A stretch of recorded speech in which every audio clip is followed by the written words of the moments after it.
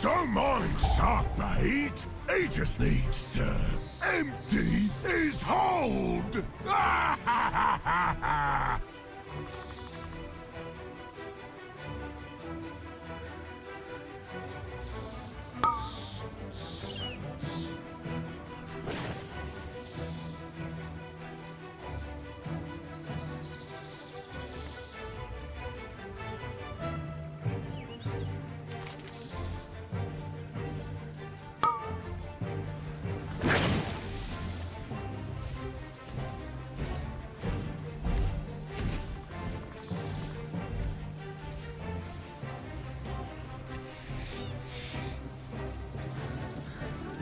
Water below, you barnacle-bottom swine!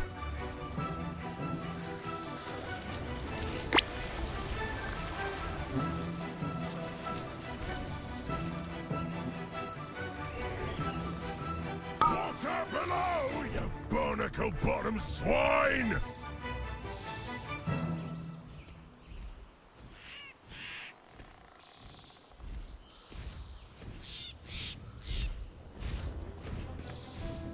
Water below, you barnacle-bottom swine!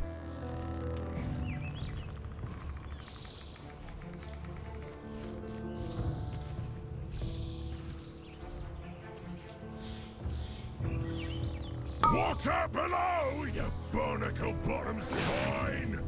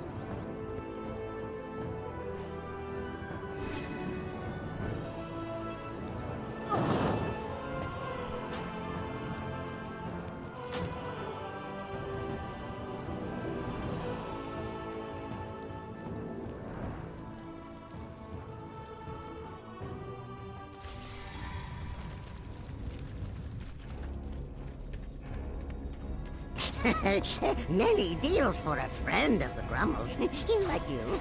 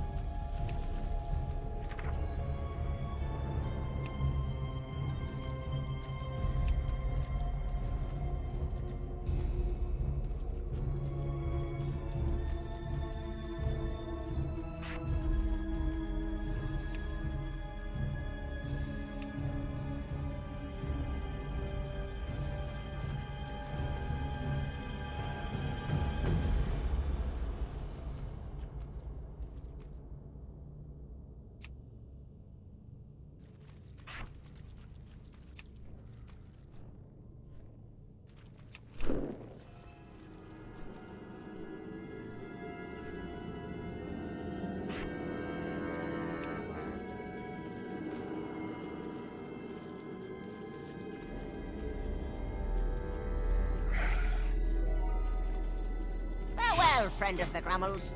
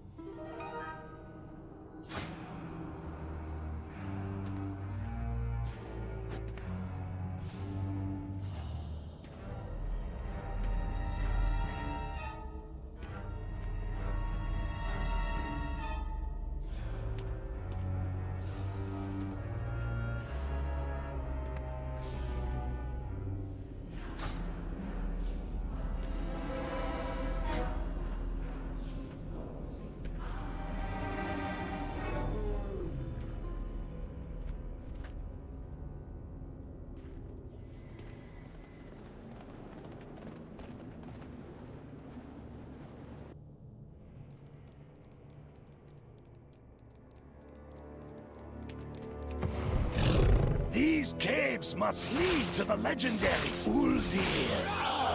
The Titans constructed this facility after the fall of the Black Empire to run experiments on all manner of beasties. Who knows what secrets it contains? It may even have the answer to defeating the old gods.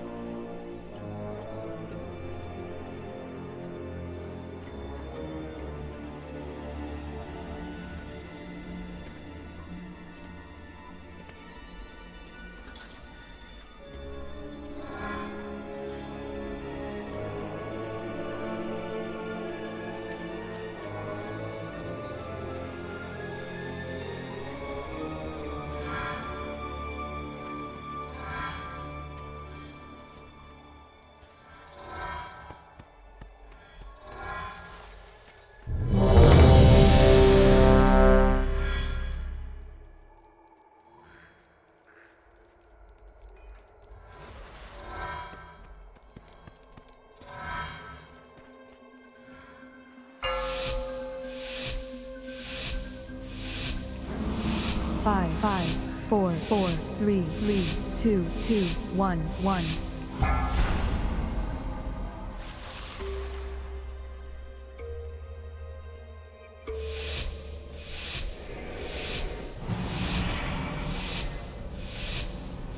These caves must lead to the legendary Uldir.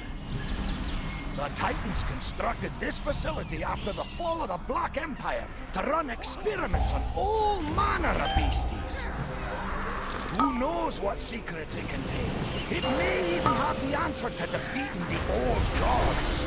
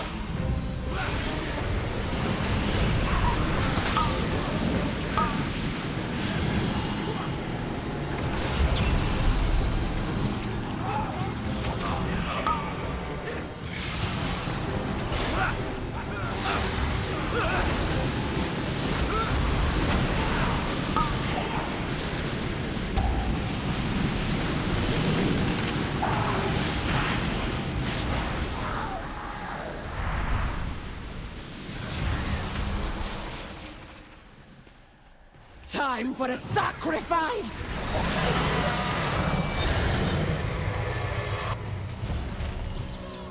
Goons will take you!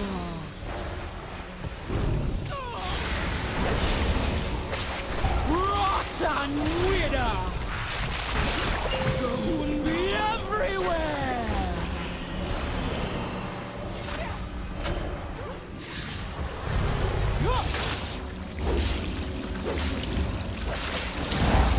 Rotten wither!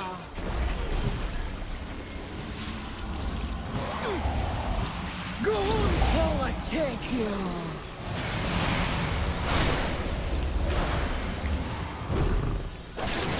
Rotten wither!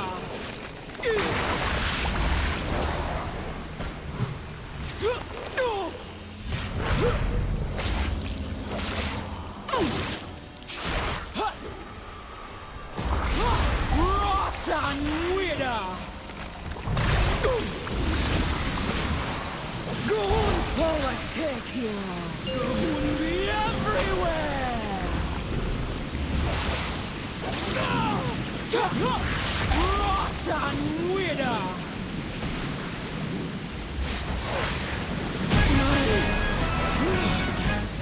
For Goon!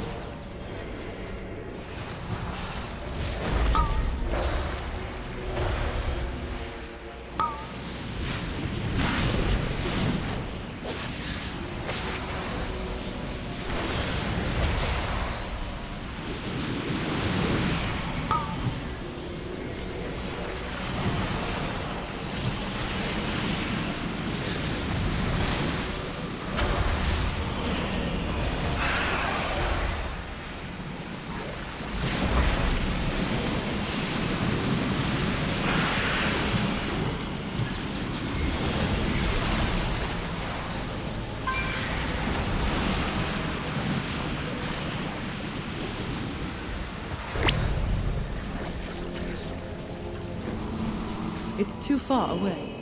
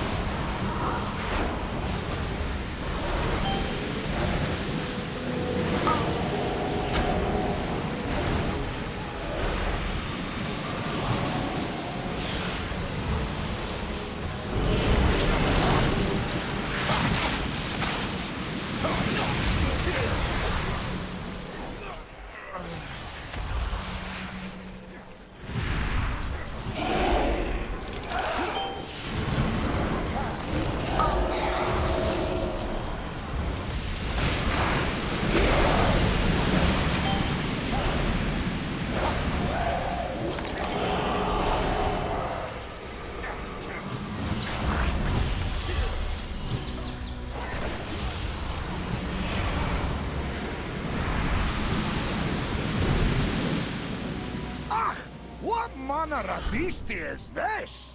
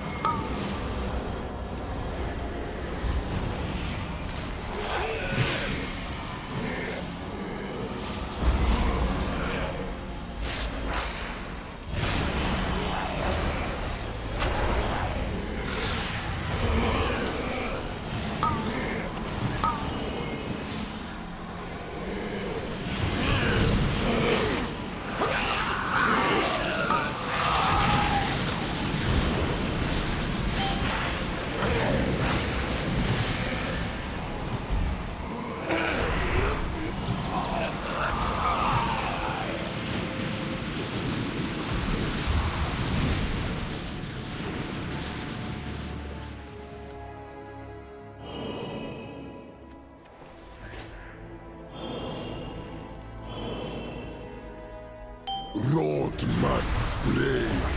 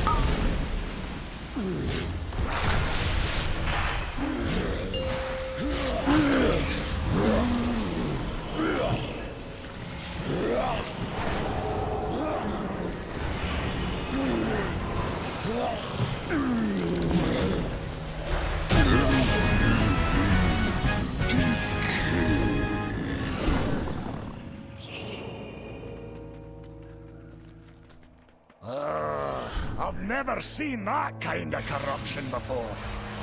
It might be connected to Uldir. Let's hurry and find out.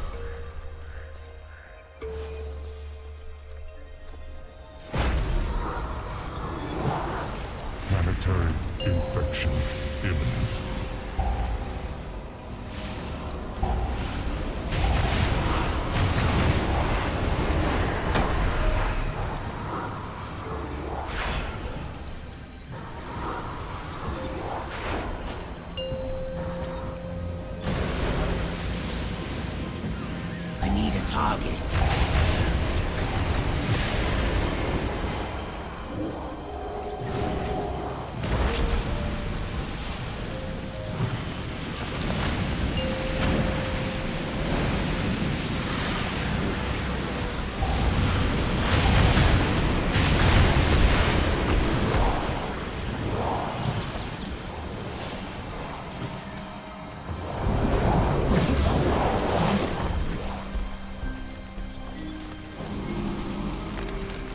Virulent specimen detected. Containment priority 1.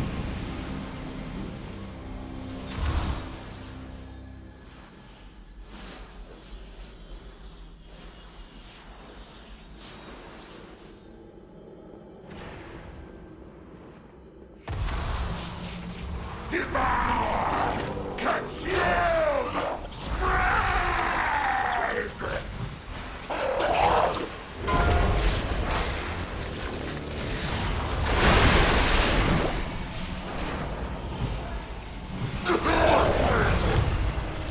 Cleansing area.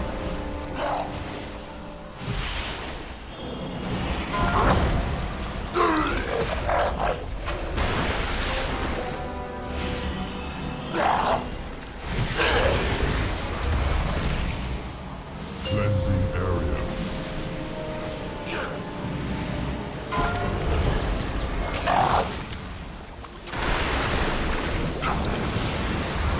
Infected! Purge protocols engaged. Purge protocols engaged.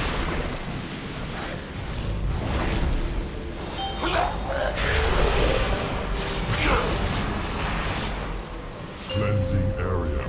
Cleansing area.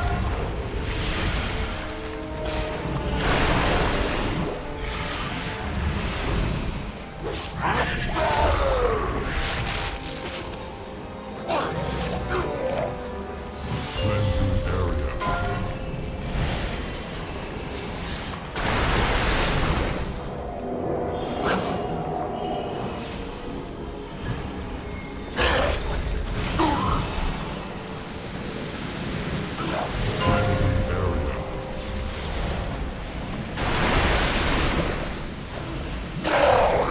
Infected! Purge protocols engaged. Contagion. Sanitize.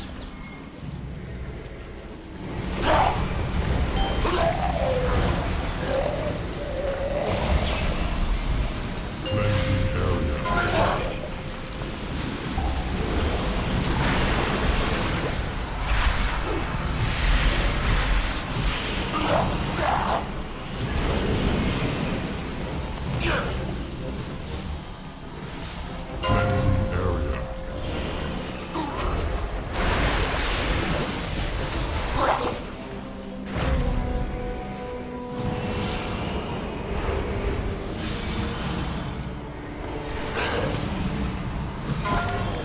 Cleansing area. Cleansing area. Infected! Purge protocols engaged. Contagion detected. Sanitize.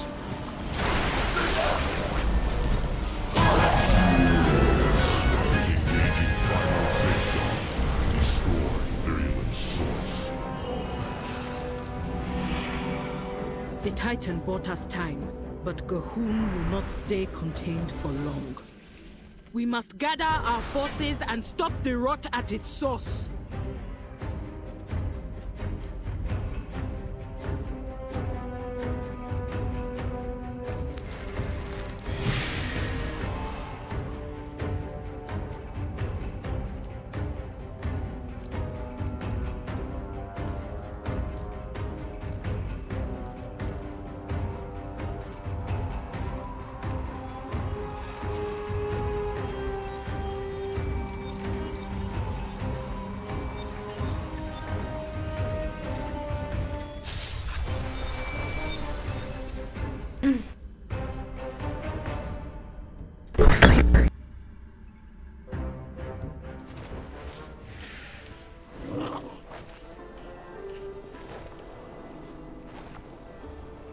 Hello?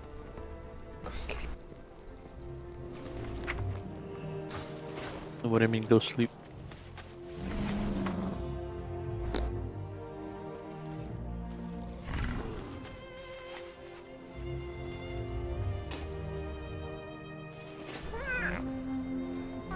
I'm eating lunch right now. Tick ticks. I'm out of range.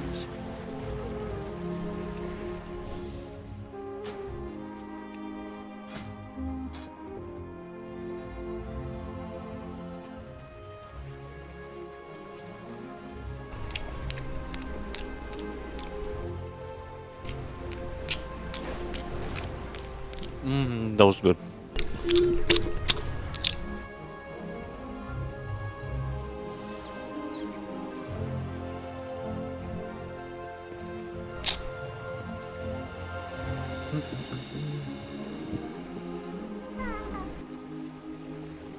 What's going on?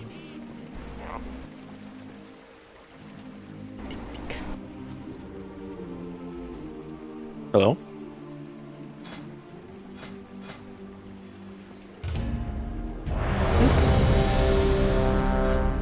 You're alive? What? Are you alive? I'm alive. You are not. What do you mean? I'm alive. That.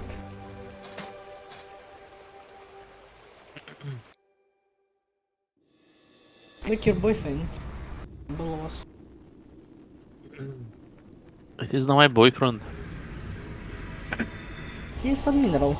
Means he's a boyfriend. No, it means he's male. It's a male icon. So what? Yeah, does it mean he's my Favorite. boyfriend? He's admin. It's a boyfriend. No, that's not how it works. No? That's what it is. No, just because people are admin doesn't mean they're my boyfriend. Yes.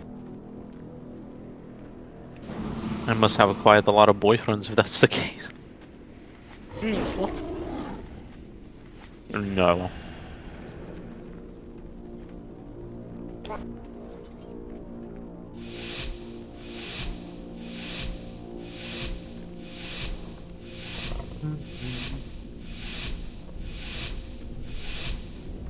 Get in there and fight! Stop hiding! You gaming? You're not gaming. Nope, I'm not. Get in there Okay. and fight! Stop hiding!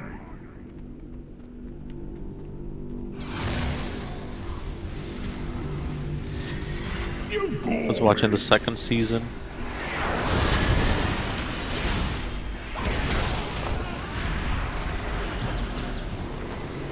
All you weaklings do is run around!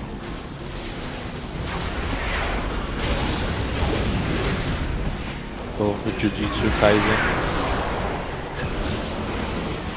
You bore me! I need to get closer.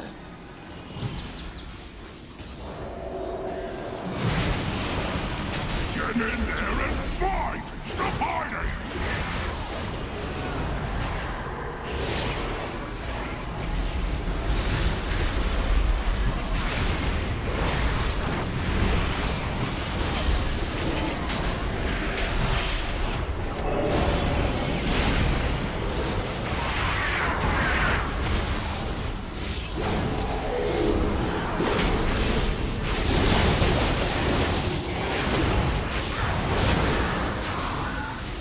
Yes!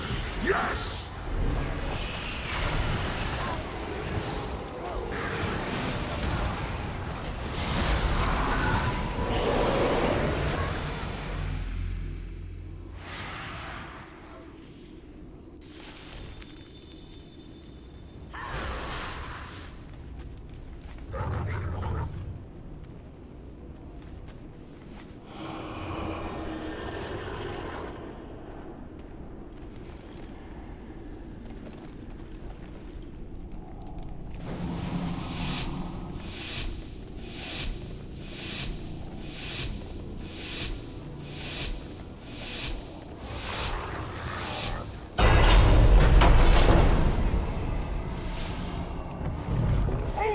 weaklings do is run around.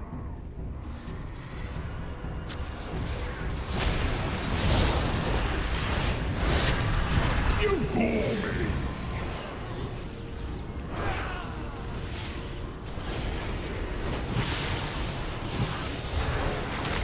You bore me.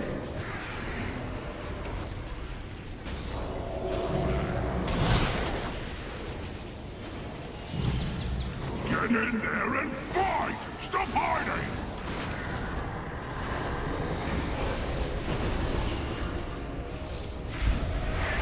All you weaklings do is run around.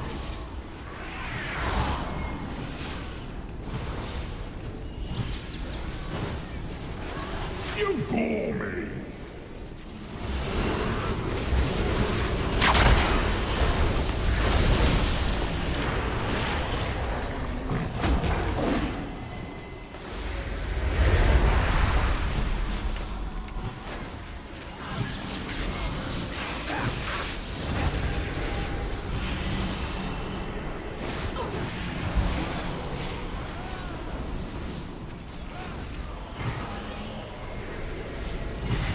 Finish him!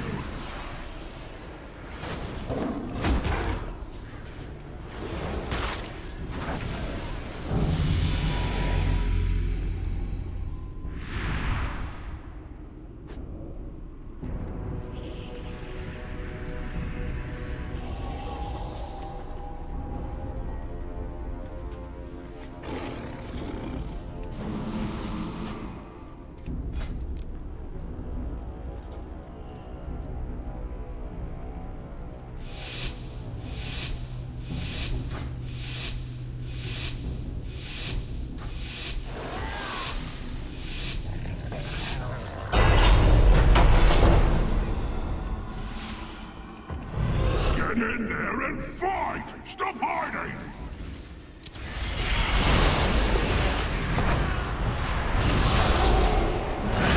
Get in there and fight! Stop hiding!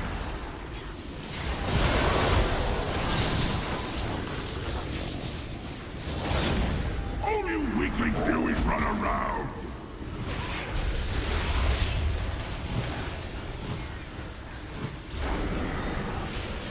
Get in there and fight! Stop hiding!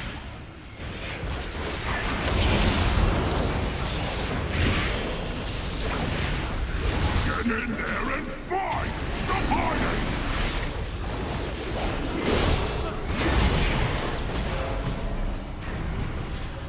Get in! Finish him!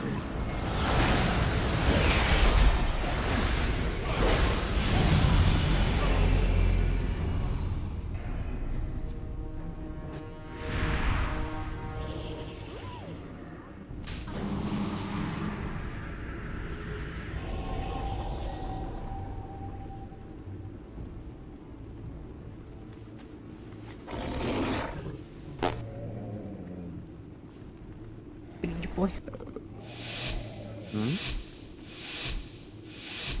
What did you say to me? Good boy. How? What did I do? Hi. You bore me!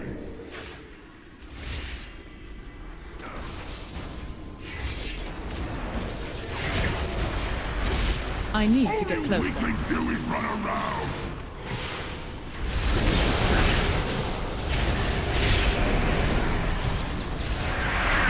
All you weaklings do is run around.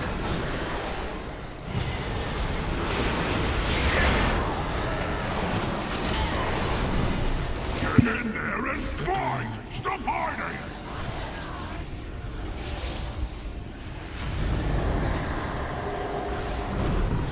All you weaklings do is run around.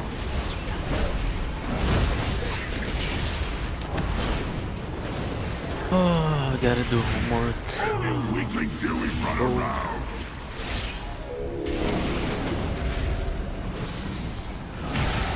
You should do my homework. Yes! Come on, I'm sure you like seal.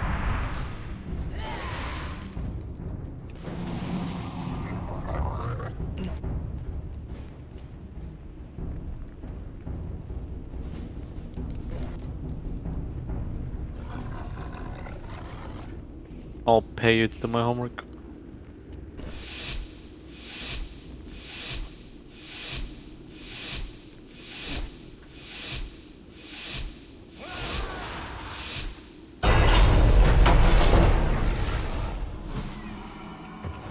Get in there and fight! Stop hiding!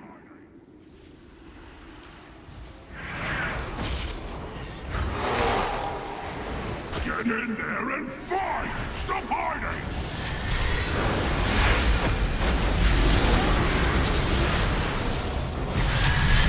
Get in there and fight! Stop hiding!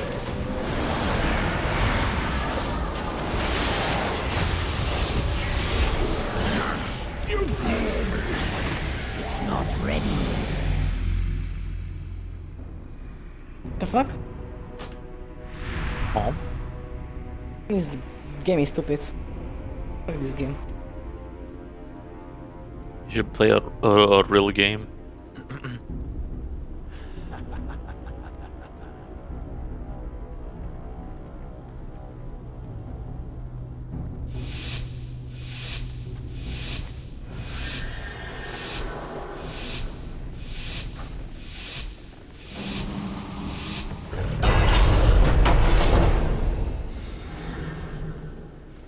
Get No, in we are not there playing and what you are fight! supposed to. Stop hiding! I'm playing this shit.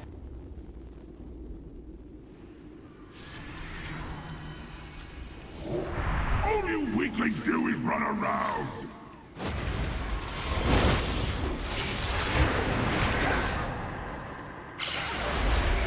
All you... Yes! Yes!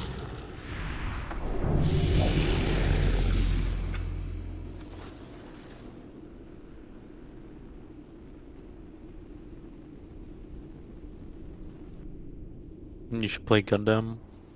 No. You're gonna tell me now to play a different game every day? Okay, bye.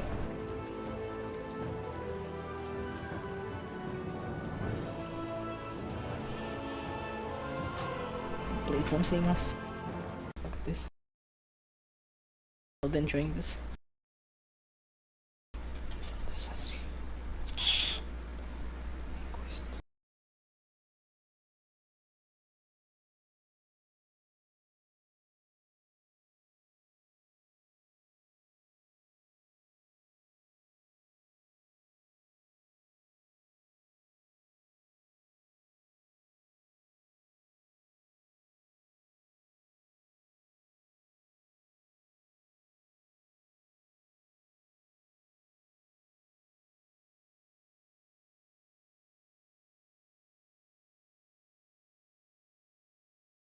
Tales of love.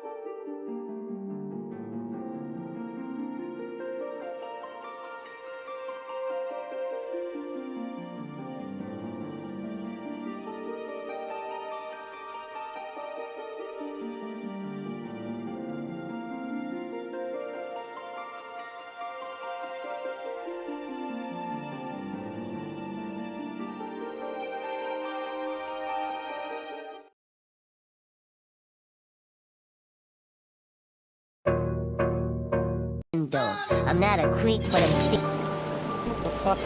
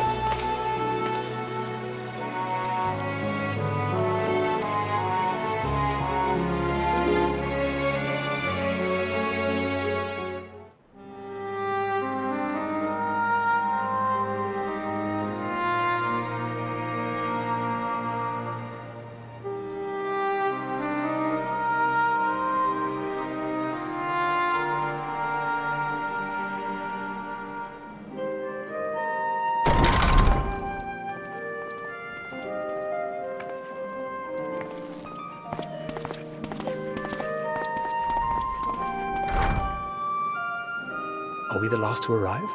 I hope we've not kept you waiting. Not at all. Your comrade is feeling better, I trust. Much better, thank you. Harness remedies are certainly potent, in more ways than one. One becomes accustomed to the taste, although I hope you never have cause to do so. Pray, take your ease.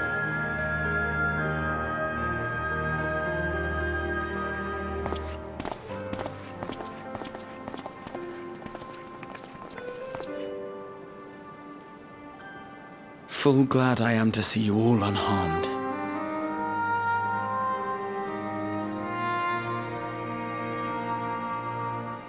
Valiant scions, for your heroism, you have my boundless gratitude. You cast down that dire tower and set free its hapless captives. You cleanse their souls of its corrupting influence. No words of thanks will suffice. In place of platitudes, I offer a bounty of warding scales. Pray accept your due reward, along with the goodwill of Radzat-Han. Alchemists throughout the land were put to work in the forging of your talismans. The finished ones have been collected, and now await you at the High Crucible of Alchemia. Present this letter when you are ready to take them into your possession.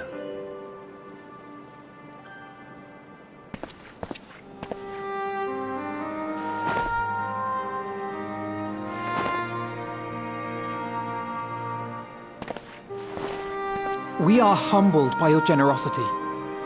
Know that the inventive wisdom of Radzat-Han will be vital in restoring serenity to our star. Every single one of those scales came from you, didn't they? You must still be in such pain.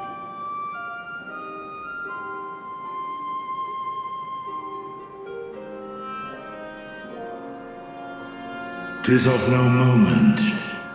A mere annoyance compared to the dreadful suffering inflicted upon this land and its people.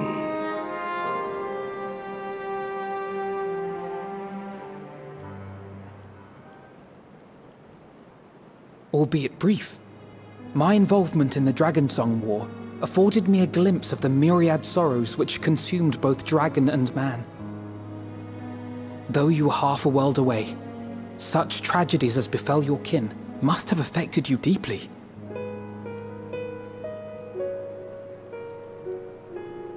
And yet, you chose to live among men.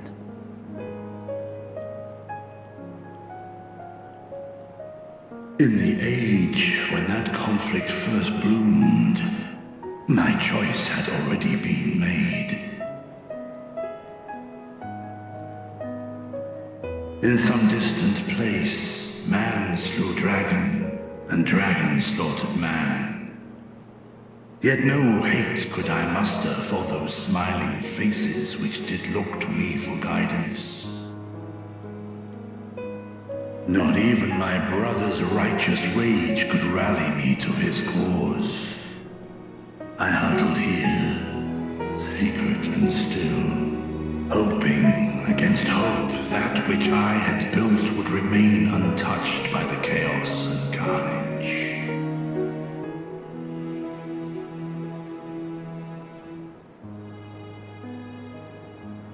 Twould seem we share the same desire for peace, great Vritra.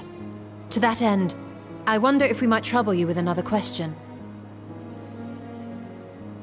The Telophoroi are intent on recreating the final days, an apocalyptic event which we know to predate the sundering of the star. As the longest lived among us, know you aught of this terrible cataclysm?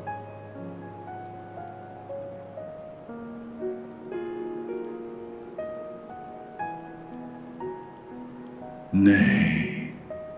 When war and strife drove my sire from his home, he crossed the great expanse with only our unhatched eggs as company. He alighted upon a shattered source, its 13 reflections long since scattered beyond the rift. Of events preceding his arrival, he knoweth naught, save that which Hydralin hath deigned to disclose. I see. So again, 'tis the inscrutable Hydaelyn to whom you must look for answers.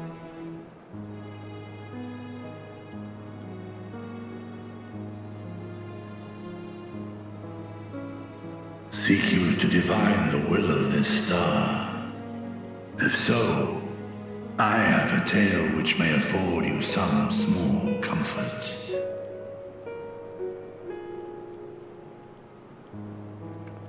Tis a story from my youth, many, many years ago. To my sire, I once posed the question, of all the stars in the sky, why didst thou settle upon this one?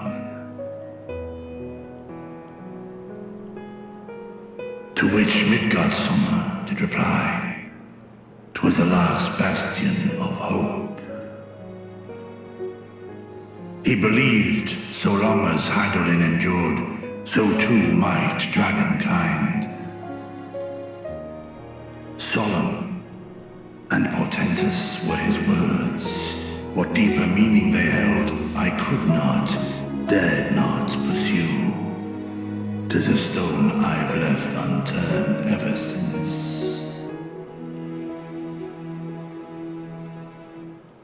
Yet take you solace in the knowledge that whatsoever Hydaelyn does strive towards, 'tis an ideal which hath earned my sire's conviction.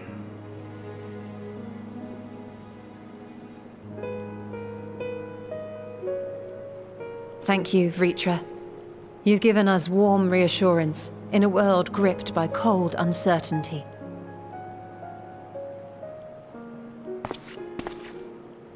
While I'm sure we all have a great many questions, I think it's time we collect the talismans and be on our way. Our fight against the Telophoroi is far from finished.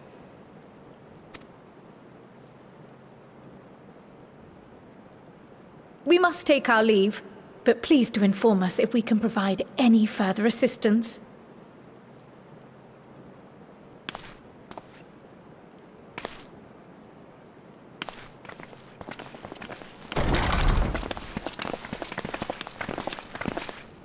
Prithee, a moment.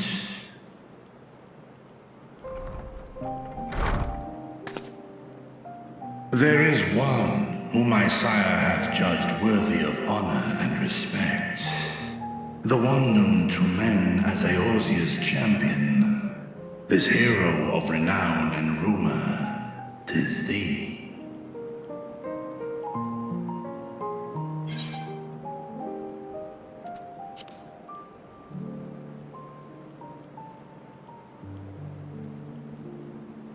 I knew it to be so. From man and dragon alike have I learned of thine exploits.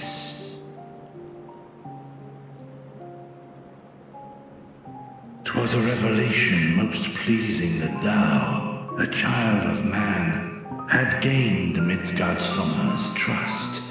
But alongside mine elation runneth a rivulet of dread. For upon thy life's reel wind too many threads of fate, power, weal enmeshed with woe. Amidst this tangled knot thou shalt know no rest. 'Tis an endless confluence of forces, a struggle without surcease. More terrible still is the attrition wrought upon thy companions, as they are swept up in the storm of thine existence.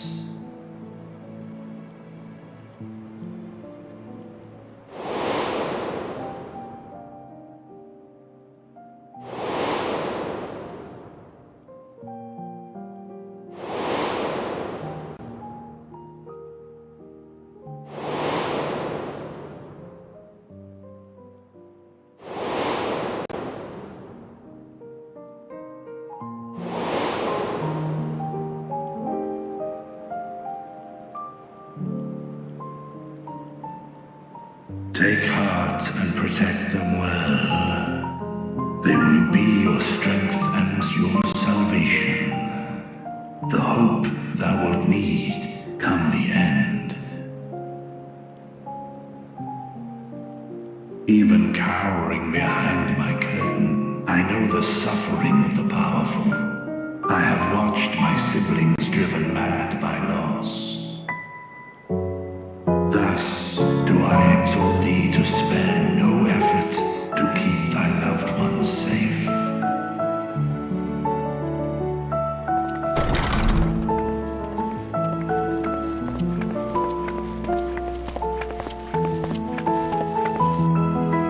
Apologies. We hadn't meant to interrupt. It's just that we do have a history of suddenly collapsing, and when you didn't follow us out...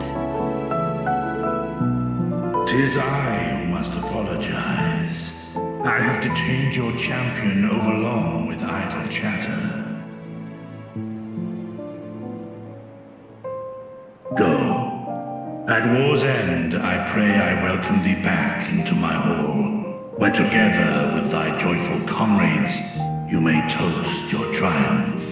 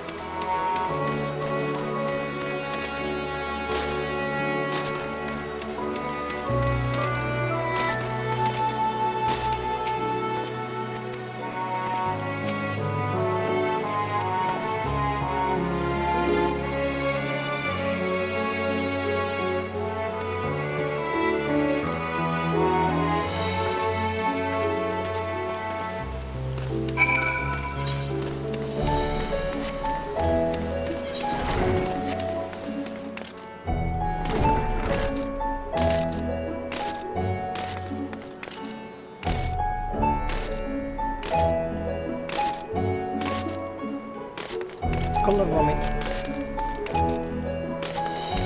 I hate this architecture. It's color vomit.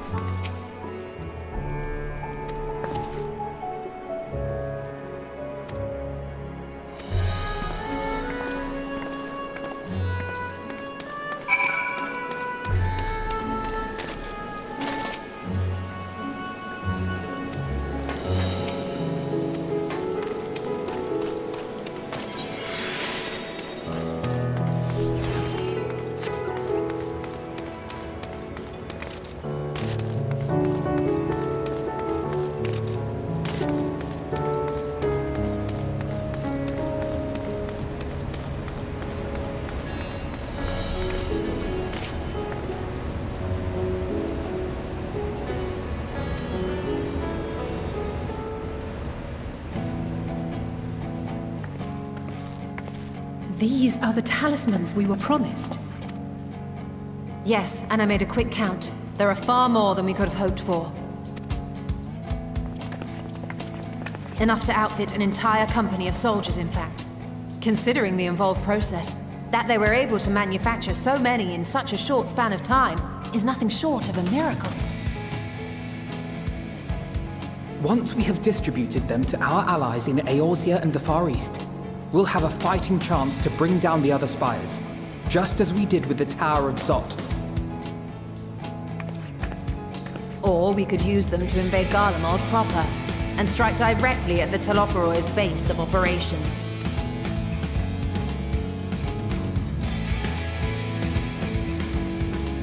Of course, we would need to consult with various Alliance leaders before such a drastic measure could even be contemplated. To which end, I could set out forthwith and present the idea to each of our allies in person. Pray allow me to undertake some few of those journeys. I find myself restless and in need of purposeful duties. I can head eastward. Bosnia and Dalmasca are just a short hop from here. And Doma's shinobi network should come in handy for passing on the word. We shall share the burden then. Meanwhile, I think it best that you and the others take the talismans back to the Baldessian Annex.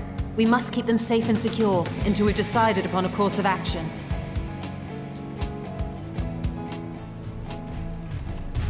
Please, I must speak with you.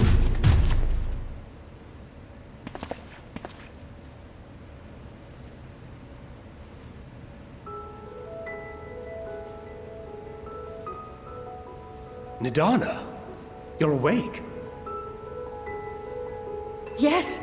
When I spoke with the carer at my bedside, she told me that one of the scions, a young woman, had cleansed me of the tower's corruption. It seems I'd been asleep ever since the treatment. But when I awoke and learned you were all still here, I knew I had to come.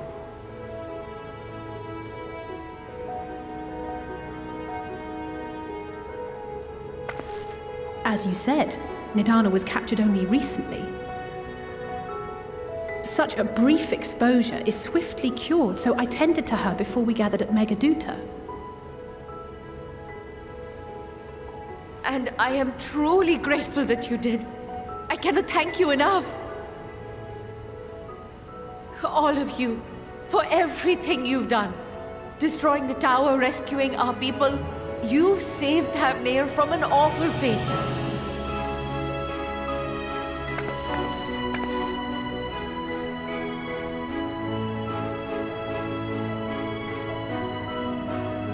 Yet who hath truly saved whom? Due in no small part to thine inspirational courage, the alchemists were successful in reproducing warding scales of proven efficacy. Replications of thy work now stand ready to travel across the seas, unto the hands of those who might wield them against this rising evil. The talisman? Is this true?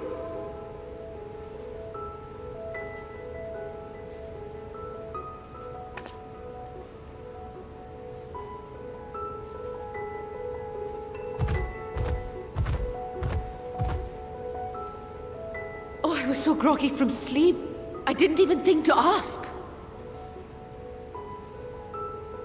Oh, our great work sent across the seas. It was worth it. Oh, it was all worth it.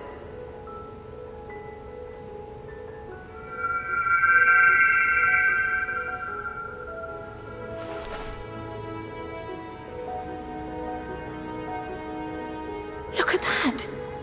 Its color is completely changed.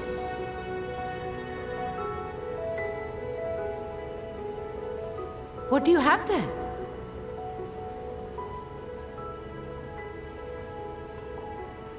How unusual. I wonder if the effect is a reaction to Akasha. I'm afraid I'm not familiar with that term. Akasha? It is one of the unseen energies defined by Harnish alchemical theory. Though a gross oversimplification, some describe it as an essence influenced by feelings. You imply that it is distinct from ether? Foreign scholars often conflate the two, but we see them as separate concepts. Ether is an energy which permeates the land. It exists within animals, objects, even the air we breathe, affecting all through which it flows. Akasha, on the other hand, exists in a domain beyond our reach. A gift bestowed from on high, or torn from the heavens in some traditions. Akasha can neither be created nor destroyed. It is beyond our power to purposefully alter or manipulate. The only thing observed to influence it is an abundance of, I want to say, spiritual emotion. As a veteran of the battlefield, surely you've experienced moments of desperation or exaltation when you've transcended the usual limits of your capabilities. That is a manifestation of Akasha, the invisible essence harnessed by heart, mind, adrenaline. and unyielding spirit. My dear elephant. I really must hear more about this theory. That's science. Our disciplines are based entirely upon the idea that ether is the fundamental form of all energy. I'm glad my haphazard explanation has piqued your interest. But even for us, Akasha is a somewhat abstract field of study. A lack of practical application lends itself poorly to formalized research. Which is why my analysis of your flower can amount to little more than idle speculation. I am sorry. Nonsense! You have nothing to be sorry for. Your insight is much appreciated.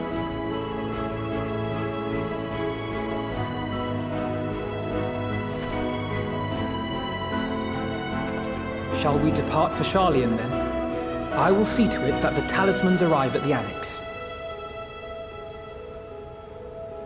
And we will be in touch once our talks are concluded. I suggest you rest while you can. From here onward, sleep is bound to be in short supply.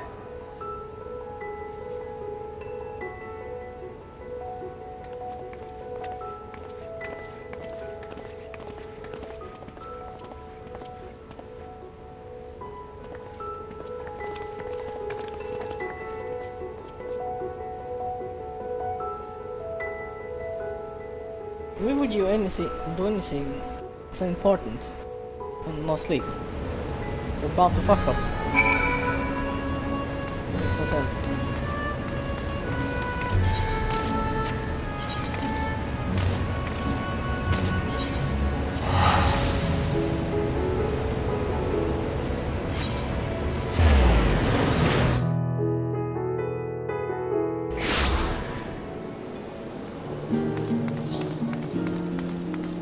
Save worlds when you don't sleep?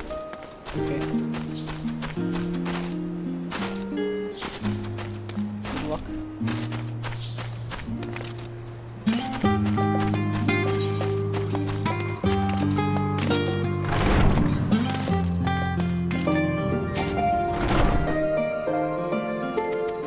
I don't care about you guys.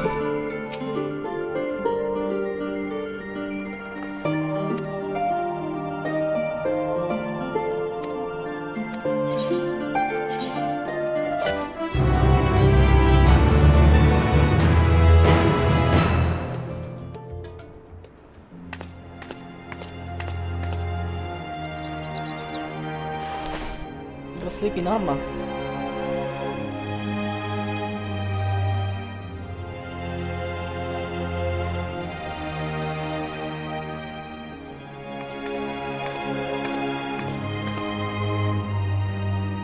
Take heart and protect them well.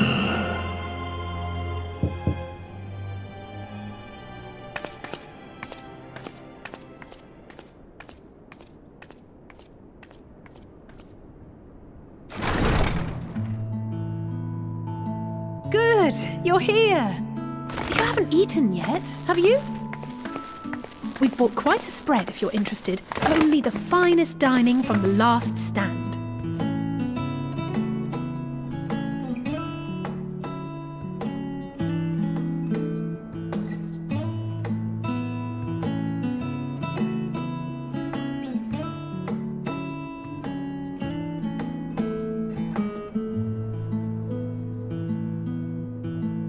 Burger. Burger. Biryani man Mr. Burger. Stupid bitch. The best part. Take it out.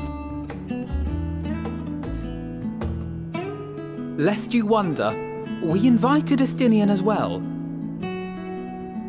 But he refused with a rather grim-faced, "No, thank you." I suspect Charlian cuisine is not to his liking. Oh, I don't know about that. Perhaps our lone wolf just needed some time apart. What? To perfect his brooding stare? Next time, I'll drag him out by the ear, sit him down in front of a Charlian feast, and see that he eats every last bite. An excellent idea. Of all people, warriors must take proper meals and rest if they are to maintain a healthy constitution. Poor Estinian, beset on all sides.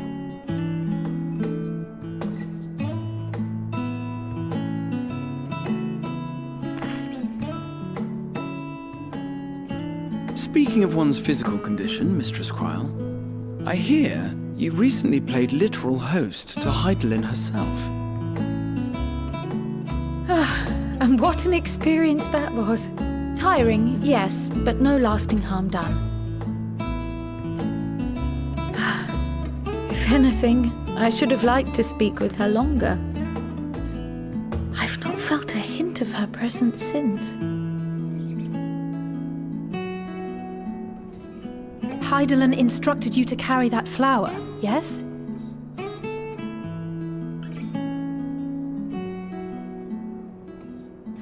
Twill be your guide, test and proof of your conviction. And then something about seeking joy in darkness, was it? Come to think of it, isn't that what happened with Nidana back in Radzat-Han? The flower did seem to radiate a joyful glow, as if reflecting the elation we all felt, the relief of a people with renewed hope. Indeed, and in turn I felt buoyed by that radiance. 'Twas akin to spotting a beacon and knowing we were on the right path. I know we've not yet triumphed over the Telophoroi, or learned the full breadth of the Forum's plans. But even within the midst of our struggles, we find small moments of joy to sustain us. Sent you my trash. Rare and hard-won, perhaps, but it is this pursuit of happiness that gives us the strength to carry on day after day.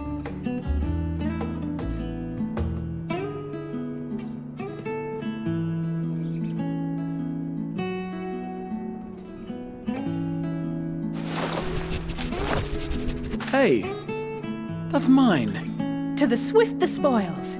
Though I recall that levitation spell of yours was quick enough. Cookie.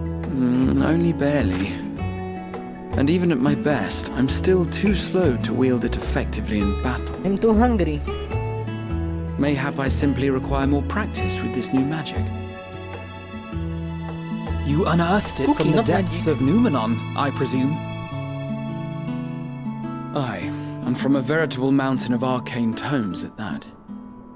'Twas necessary to facilitate my solitary explorations. Or, to put it simply, you used it to sneak around the Forbidden Archives. Yes, well, after a fashion. Okay, I'll stop.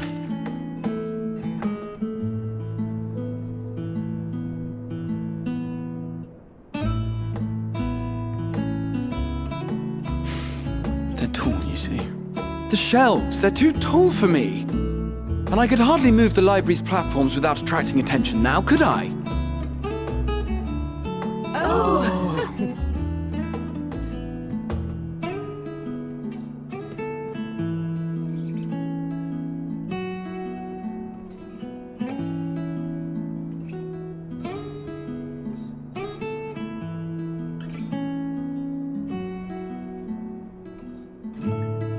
I'm hungry.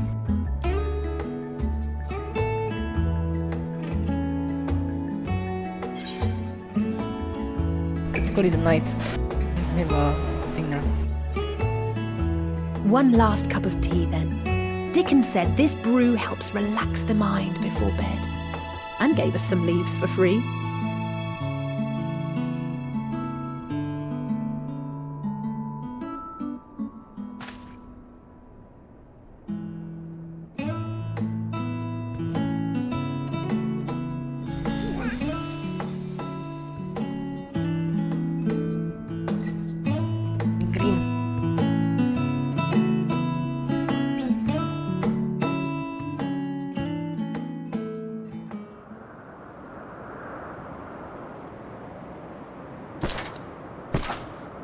Tinggi?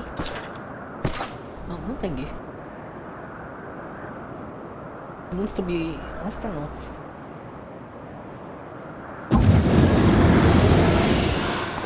Ah! Enjoying the bracing cold, I see. Do you not own a warm coat or a cloak? Something in fur? Or fashioned from the skins of your enemies? Or... well, never mind that. I come to you once more as the bearer of bad news. Our tower in Thavnir has been toppled, and I need not tell you by whom. Me? Given how many we have at our disposal, the loss of a single spire is hardly fatal to our plans. It does, however, slow the rate at which we siphon ether. If they continue to preoccupy themselves with the towers, then all will be well. But should our foe prove bold enough to strike at us here, then the timing becomes... questionable. What a shame.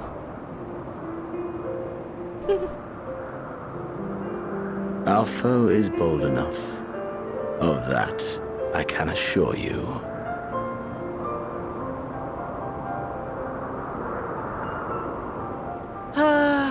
Yes, very well then. I suppose I must prepare a proper welcome. Honestly, talk of your nemesis is the only thing you seem to enjoy. Does nothing else spark your interest?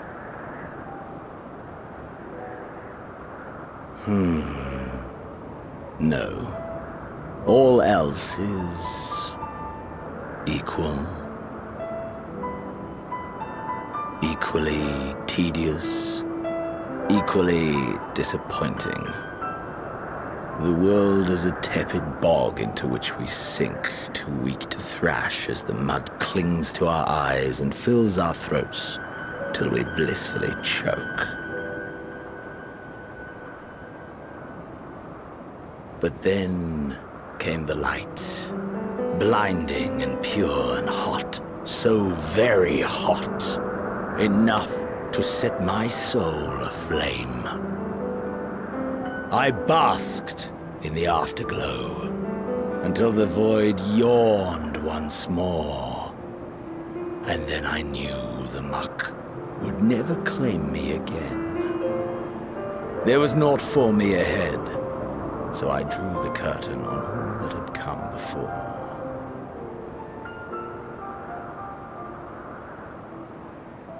Burn.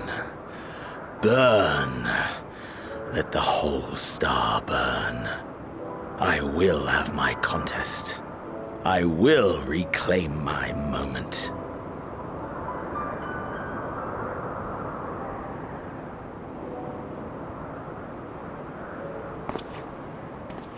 How wonderful that the emptiness of death has not dissuaded you from committing your life to its pursuit once more.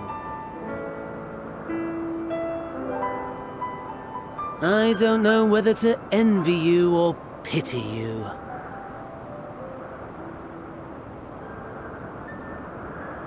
You question my disinterest, but what of yours? Despite your noisome antics, I sense you take little pleasure in this endeavor. Mercy, my lord. Such pointed barbs from one who barely acknowledges my existence. Nevertheless, you are mistaken. For I do find this part somewhat enjoyable. You see, when I was mortal, I would always have the same dream.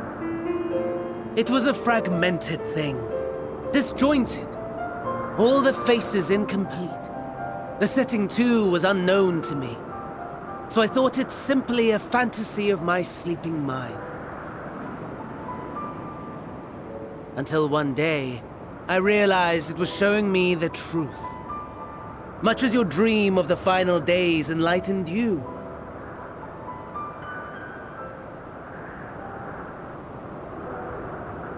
And soon, very soon, the rest of the world will see the truth of my dream, too.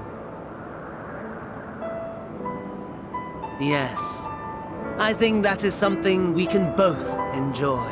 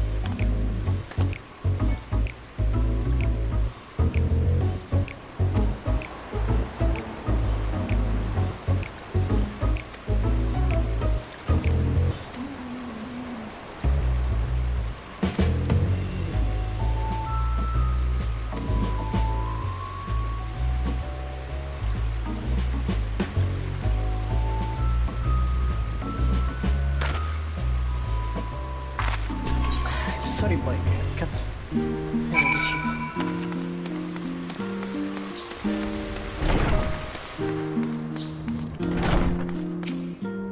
Something meaningful.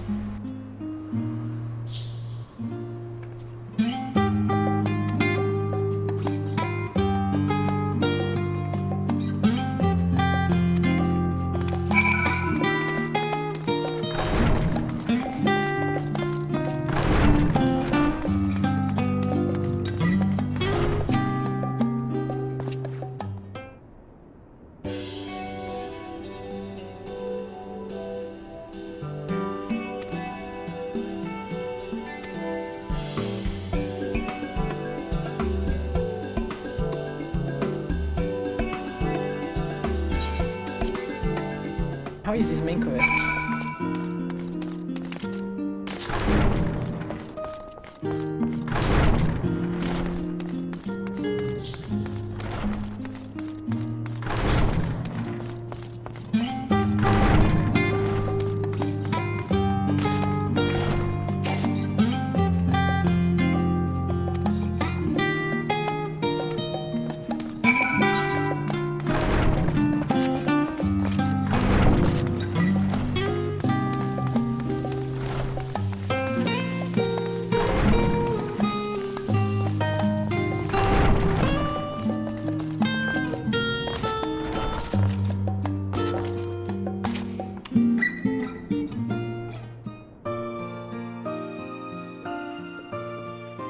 Ah, I remember you.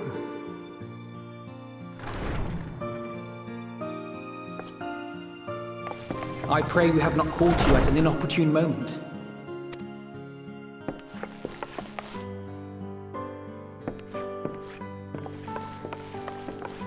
Well, I could hardly let that Inquisition go unchallenged. I've always believed that curiosity should be nurtured, not stifled. Thankfully, a majority of my colleagues agreed. A slender majority, aye, but a majority nonetheless. Had the vote not gone our way, we would be having a very different conversation, if any at all. Though I'd like to think you would have not given up on our cause. I'm told you paid a visit to the Annex afterwards. Yes, that's right. I was hoping to speak with the grandchildren of my dearly departed friends Galuf and Louisoix in a less dour setting. But it seems I just missed you.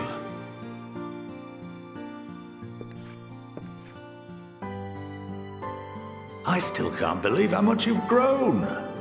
If only your grandsires could have seen the way you presented yourselves to the Forum. Why, it fair brought a tear to my own eye.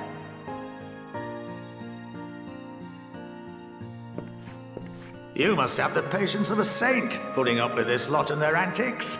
Never mind Matoya's prize student. Luckily, I know a thing or two about managing unruly younglings. If you ever need advice, don't hesitate to ask.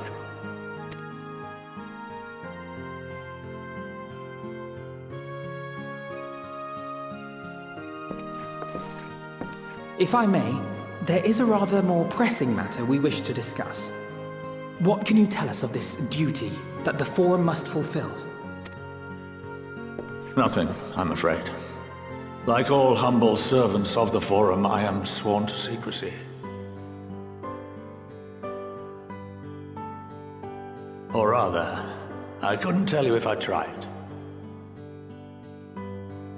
Our duty is of the gravest importance. Furthermore, if the particulars were made public, it would incite widespread panic. As such, those entrusted with this duty have been bound by an enchantment, which prevents us from speaking of such matters without the express permission of the Forum. How is that even possible? It's been some time since I last gave a lecture. Please, take a seat.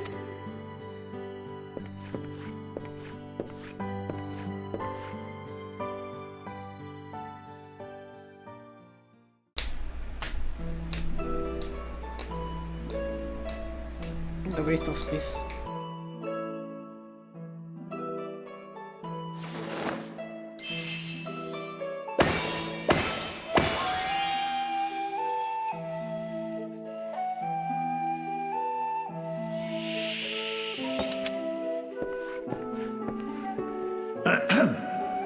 We shall begin by reviewing the fundamentals of etherology.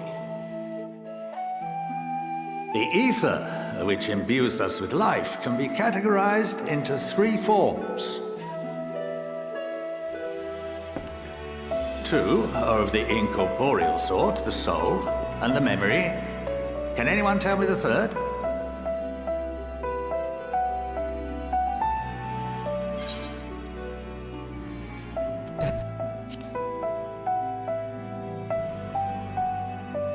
Yes, very good. This is the form with which the layman is most familiar. Consumed by even the simplest of daily activities, and replenished by the food and drink that sustain us, this form of ether is in constant flux. In contrast, the ether that comprises the soul is rarely subject to dramatic change. The same can be said for memory, as the two are intrinsically linked.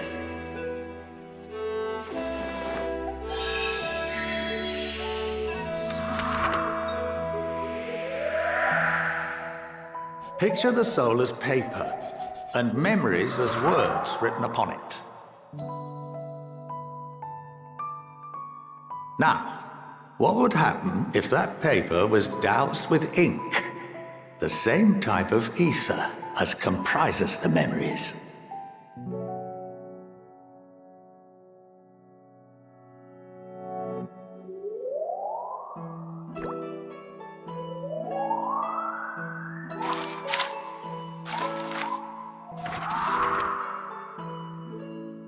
It would blot out everything that was written. Precisely. We would be unable to recall the memories, and any activities that depend upon them would be hindered as well. In fact, this exact phenomenon was observed on a vast scale not so long ago. And what might that have been?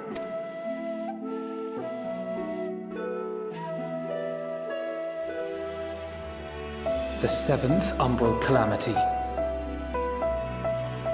The people of Eorzea vividly recall Bahamut breaking free of the Lesser Moon and raining hellfire down upon the realm. But no one could seem to remember the events that followed immediately afterwards. Indeed. To this day, we have yet to determine whether it was an unintended consequence or a deliberate act. The enchantment which binds me and the rest of the Forum is based on a similar principle. And yes, it is a contravention of the Sharlayan prohibition against the practice of memory manipulation. Only when a new member is inducted and told of our great duty are they subjected to the process. A necessary evil.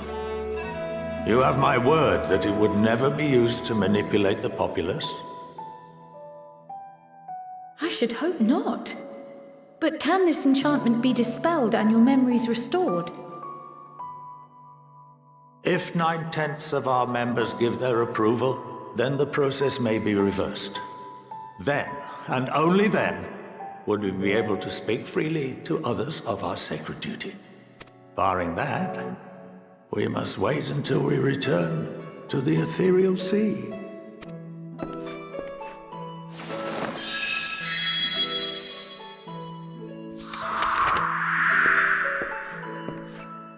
For there we will be purified, the blots upon our souls washed clean.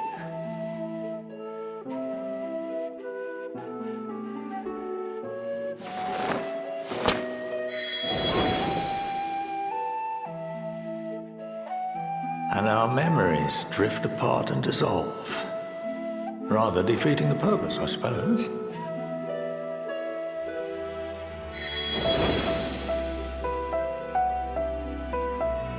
But there are those memories that are indelibly etched upon our souls, some believe. It's called long-term memory. What happens after that? We are reduced to pure ether, coalesce with that of others, and create souls anew. Alternative schools of thought assert souls remain whole and return to the corporeal world, reborn into another form. Both theories have their proponents. Personally, I consider each equally probable.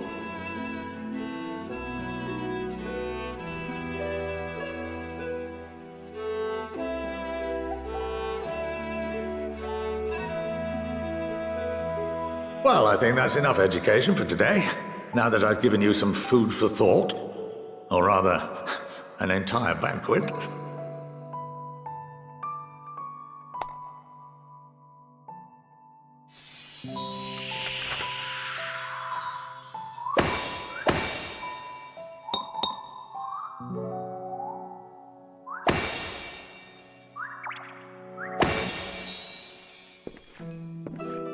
I would remind you that although I'm unable to assist you with certain matters, the resources at my disposal may still be of use to you.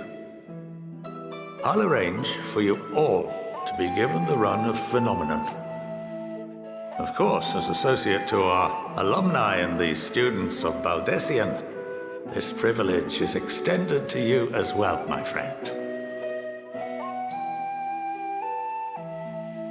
Oh, and I suggest you speak with Ki Aliapo. She's well known among the artisans of Sharlayan, and her network of contacts may prove useful in your search for knowledge.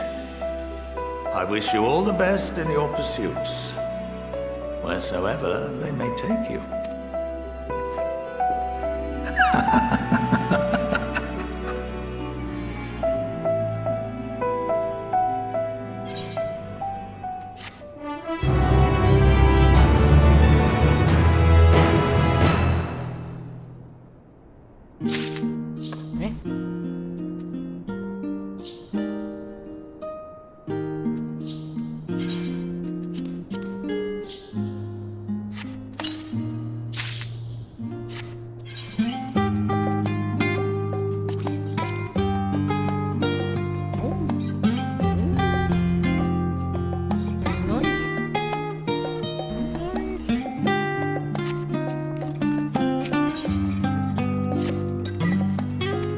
It? Okay, shut the fuck up.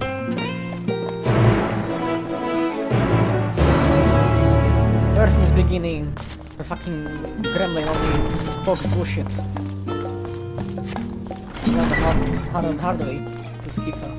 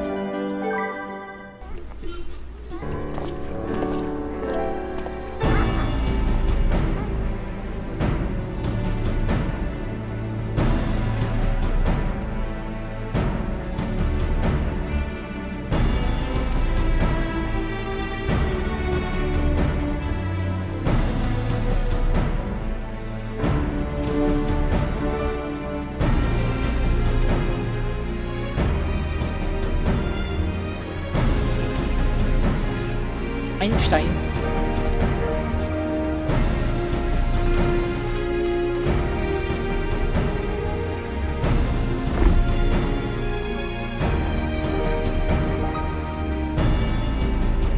Box of cocks.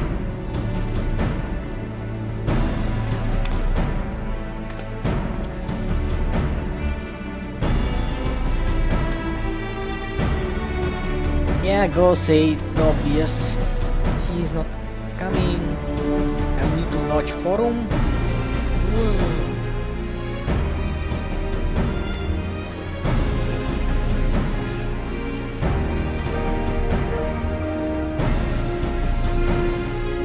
Ah!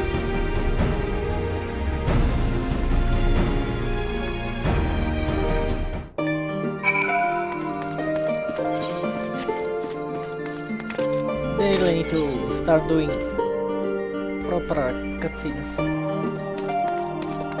Without main character.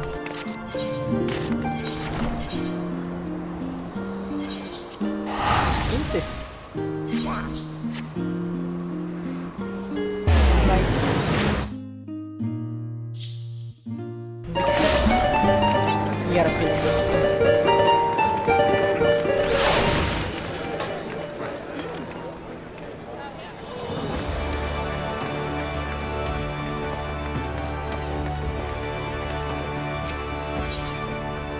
Jesus Christ.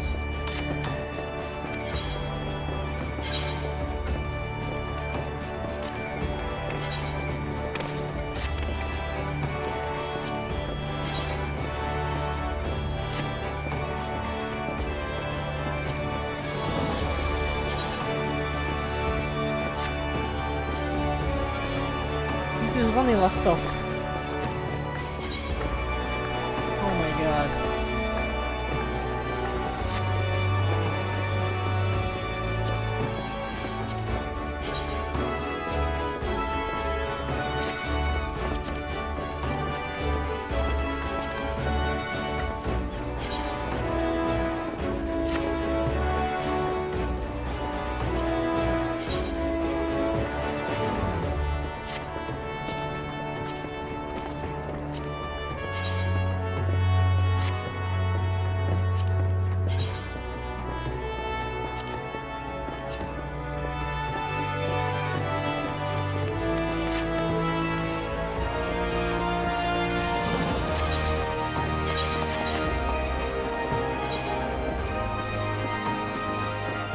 Alright. People selling stuff.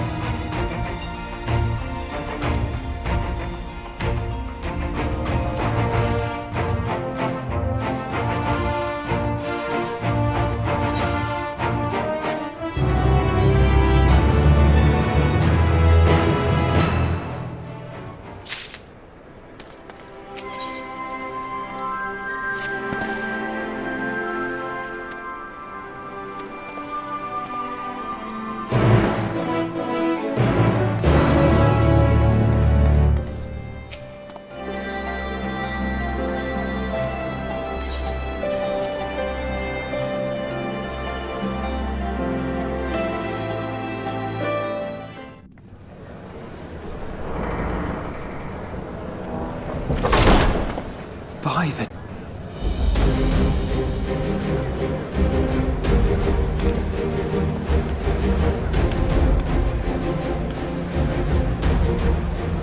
Glad you could join us. I hope you don't mind, but we went ahead and started without him.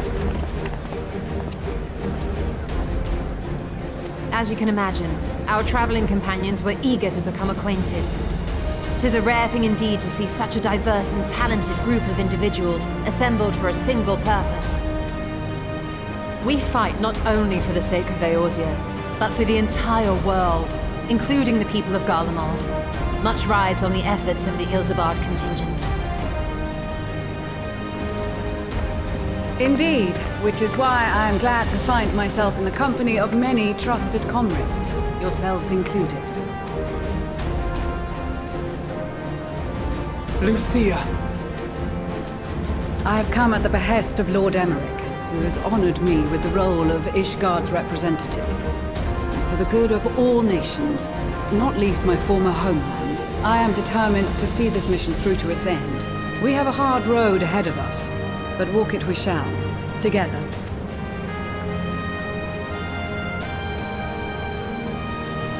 We too welcome this opportunity to work together once more. I have faith that, if there is a way to resolve this conflict, we will find it.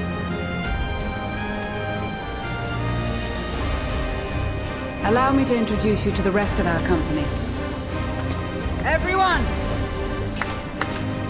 If I may have your attention.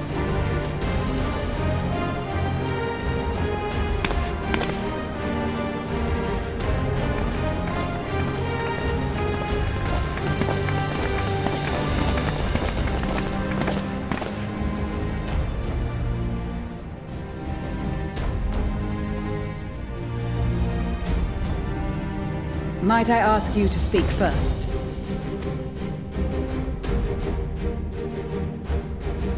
If I must, I am Arun Senna, spokesman for the Gridanian delegation. Here on behalf of my esteemed sister, the Elder Seedseer, we shall provide support and protection to those in need during our time in Garlemald. To that end, I am joined by healers selected by the Conjurers Guild, with the Order of the Twin Adder's Finest serving as our escort.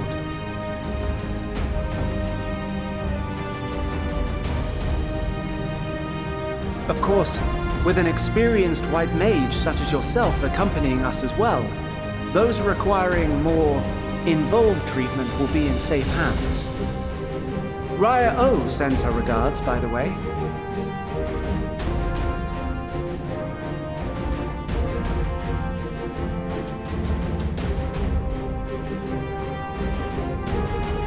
Suppose I'd better say my piece. Wait, I know you. The name's Sicard, in case you've forgotten. Truth be told, I'd rather you had forgotten. Anyway, the Admiral asked Captain Hilfear to send his best, and for whatever reason, he picked me. Of course, if I'd refused, I'd be the laughingstock of the bloody executioners, and my reputation's taken enough of a keyhauling as it is. But more importantly, like any pirate worth his salt, I know when you're staring down a storm, you gotta trust in the commander of your ship. So if the Admiral wants us to go to Garlemald, not for plunder and glory, but the promise of peace in our time, then that's what we'll do.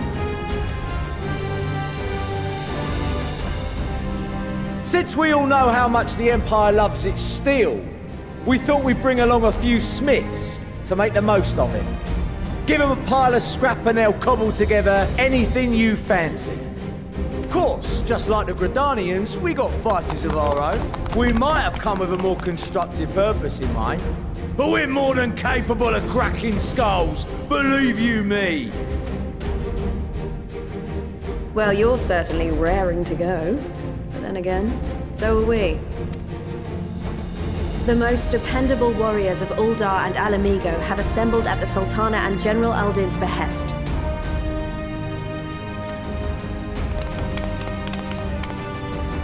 If Garlemald has truly fallen, then the whole place is likely to be crawling with Telophoroi. We'll need plenty of troops to clear and hold a path for others to follow. That's where we come in. Naturally, Marshal Terrapin and I will be leading from the front.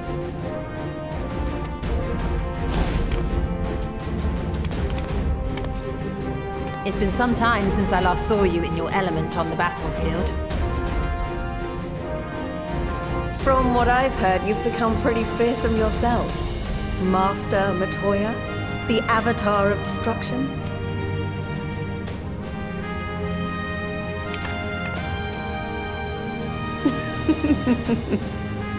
With comrades like these, I know we'll succeed, no matter what awaits us.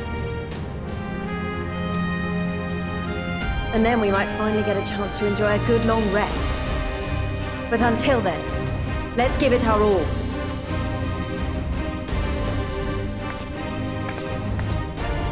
As for Ishgard, we Temple Knights have come in force to uphold our nation's commitment to the peace and welfare of our allies. The bitter cold of Garlemald is a formidable enemy in of itself.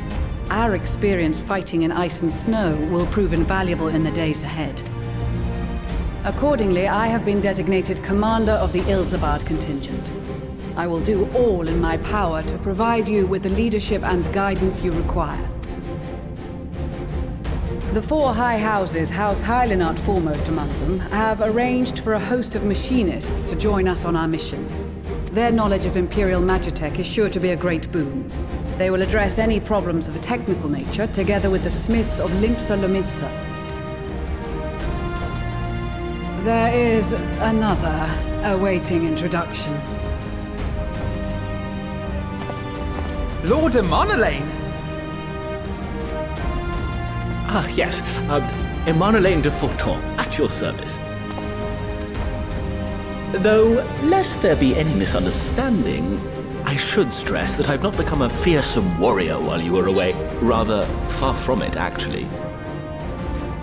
But, should the opportunity arise for a spot of ballroom dancing, I will be your twinkle-toed gentleman of light.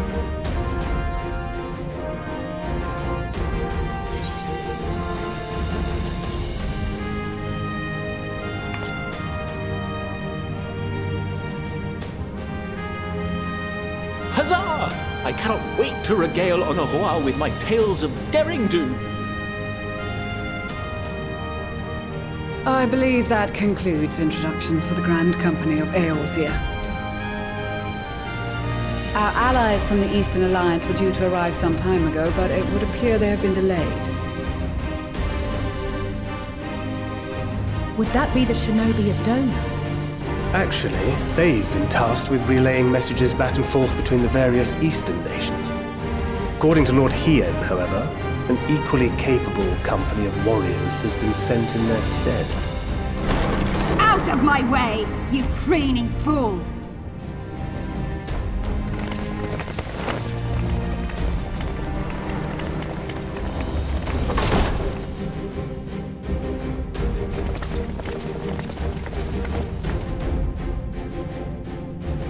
Forgive us for coming late. We are the delegates of the Eastern Alliance. Cyrena, and you've brought company. For battle and blood we come, as a step is sorely lacking in both. No towers befoul our lands, so we marched on those of Dona, only to find them beyond our reach. But now our thirst for slaughter will be slaked. No quarter to the enemy! Sadu Hatun, no. We go to make peace with the Iron Men, not war. Warriors of the Steppe, we've heard many tales of your bravery.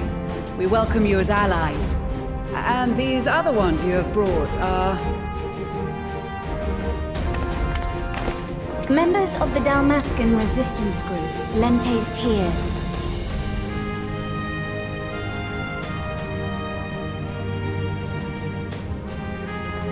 And the Bosnian resistance.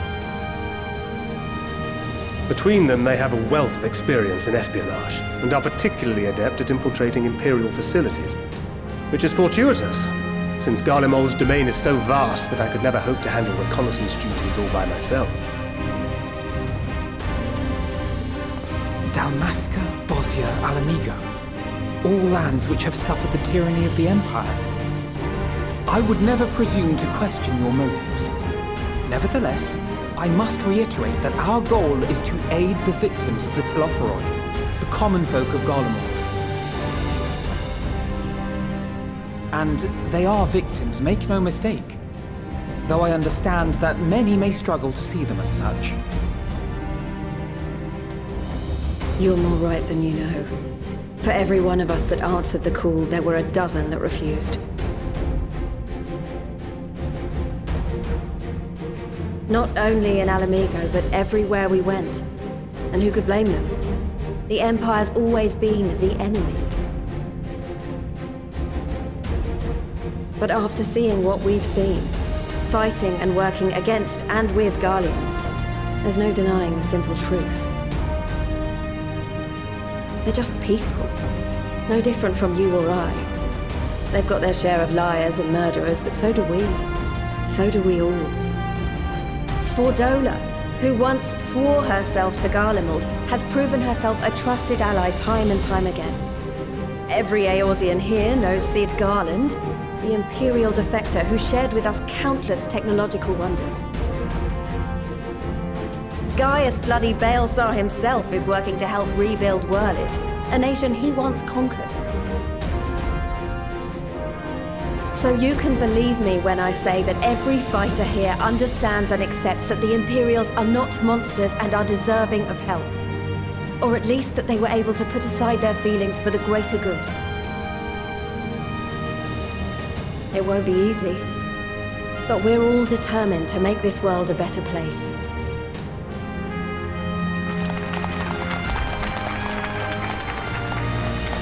What lingering concerns I may have had were clearly unwarranted. I agree with everything you said wholeheartedly.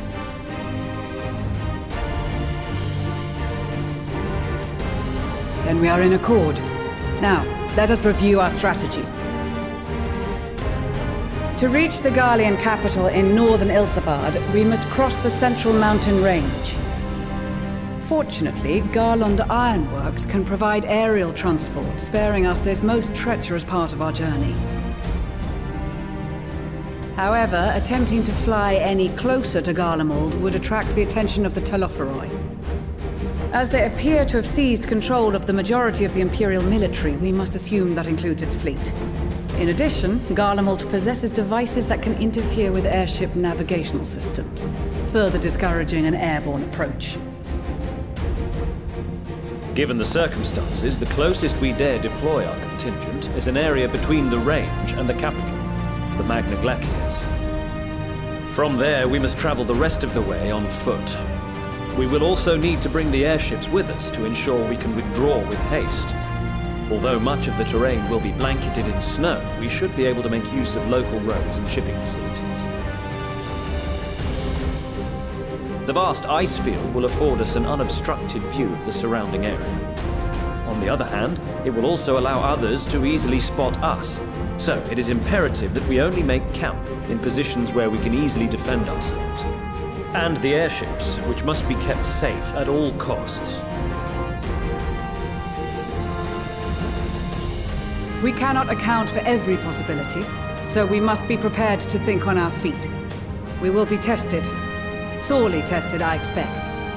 But for our homes and for our people, and a people not our own but in need, we will succeed. Spare no effort in your preparations. Once we depart, there is no turning back.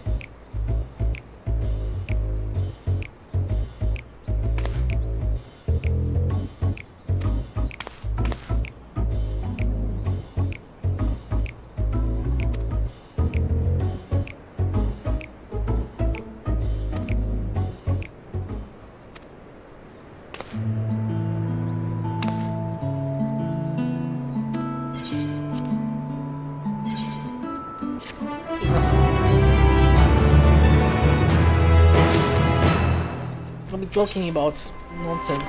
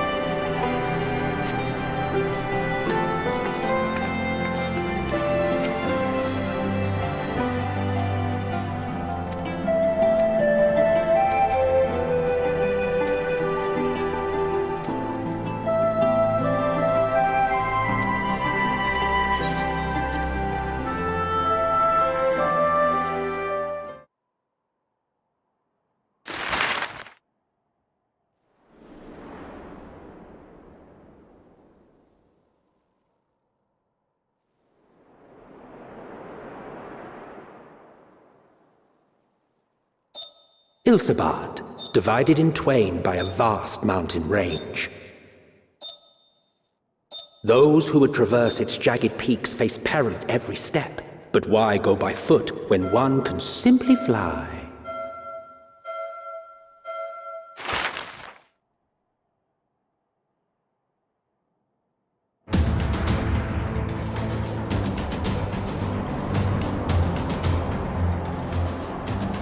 On the outskirts of the imperial capital, in the frozen wastes of the Magna Glacius,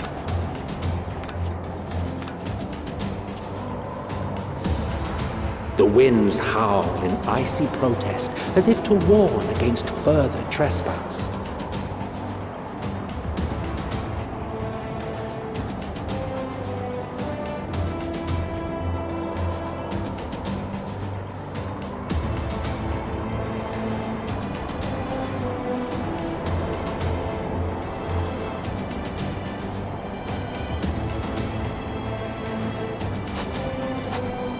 We've received word from Thancred's reconnaissance party. They've sighted a detachment of heavily armed Imperials. Survivors of the Civil War, perhaps? Perhaps, but there is more to it than that. Maxima reports that they're led by Vergilia, legatus of the 3rd Legion, which comprises the bulk of their number. However, they are also joined by several members of the 1st. From what I recall, the 3rd Legion fought for Nerva in the War of Succession following Varus's death.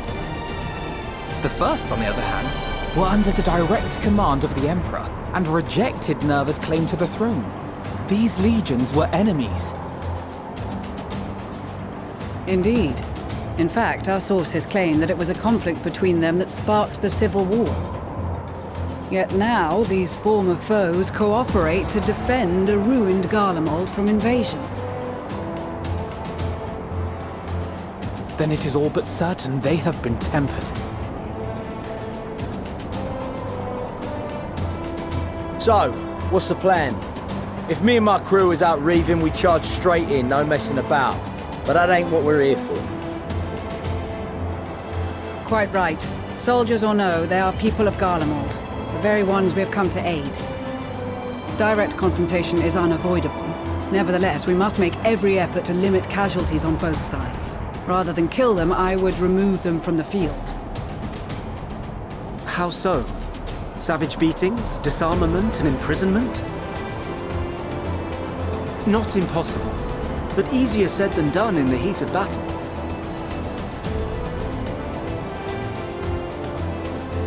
Having observed the opposition, I imagine Thancred had something to suggest? He did, some distance beyond the Magitech armaments. And once we give the signal, Thancred's team will destroy them all. In so doing, we will deprive frontline troops of materiel, and likely force the detachment to send men to investigate. Divide and conquer. Not a bad idea. Once the scouts have finished their preparations, we will split into 2 groups. The first will form the vanguard, while the other brings up the rear with our supplies.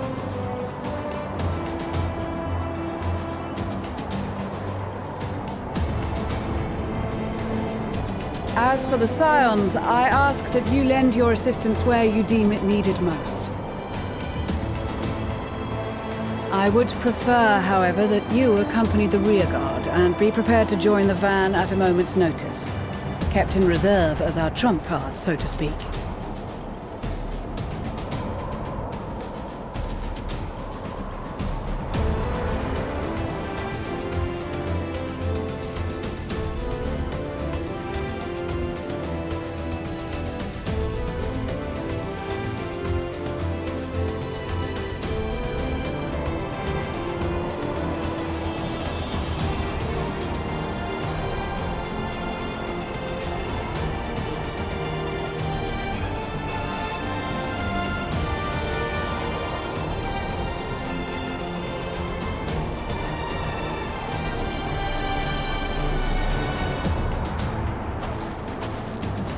Your proposal was well received.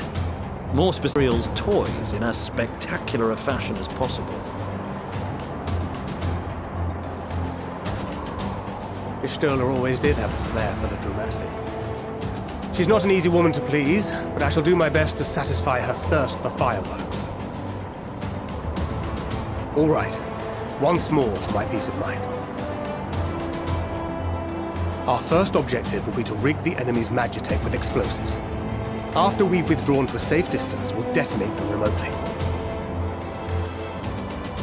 Our second will be to issue a deactivation command to the automated units via the control terminal. If our calculations are correct, this signal should reach those deployed on the front line, giving our friends a much-needed upper hand.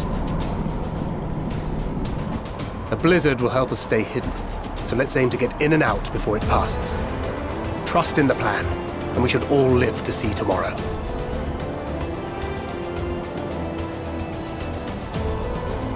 In the meantime, I will relay messages back and forth as the situation unfolds.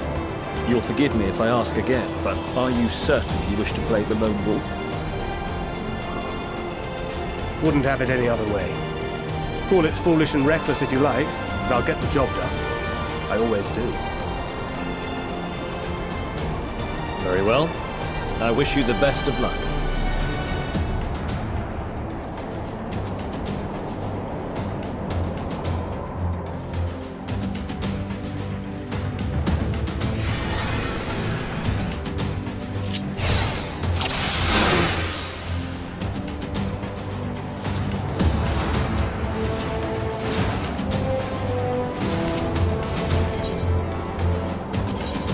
Keep your wits about you.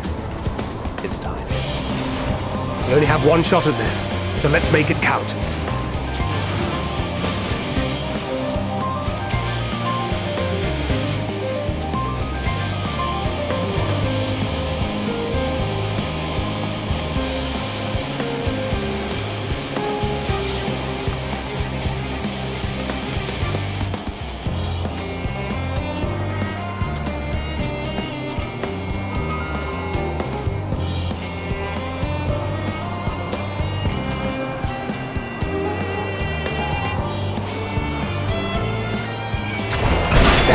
Spotted.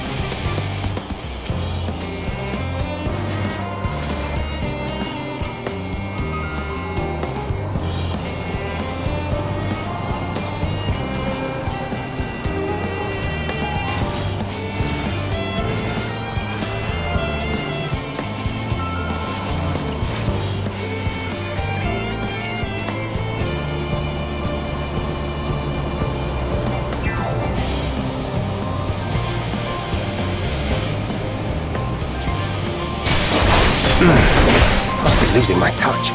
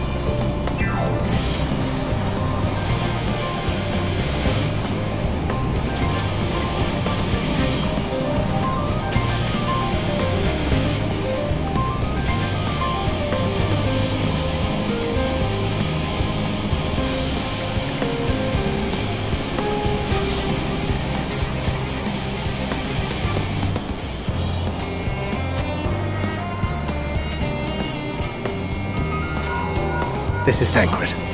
The explosives are in place. Very good. All is proceeding as planned. Head to the control terminal. It should be to the northwest. Understood. Have the others wait at the rendezvous point.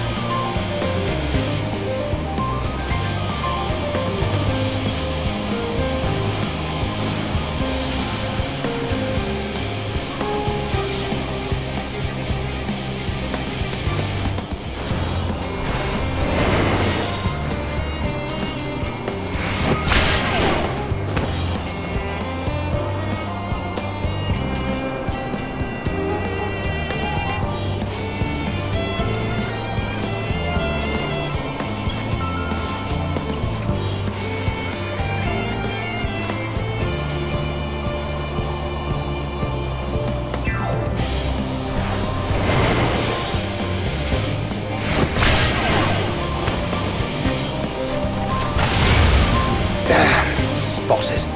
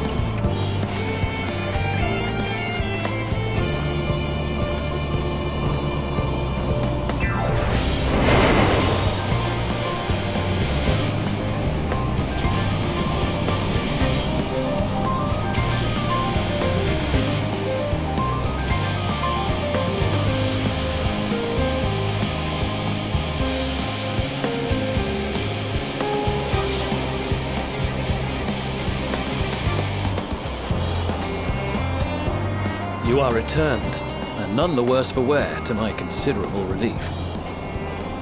What news from our comrades? They stand at the ready.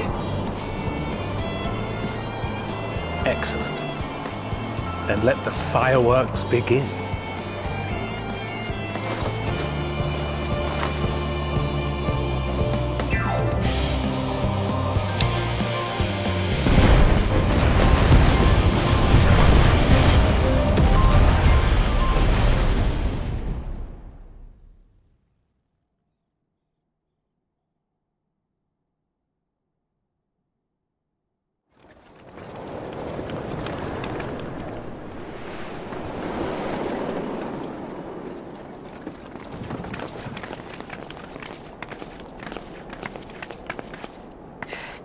The blizzard's beginning to clear.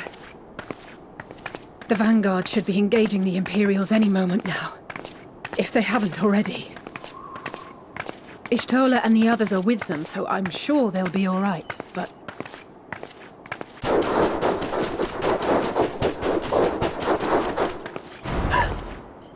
Wait!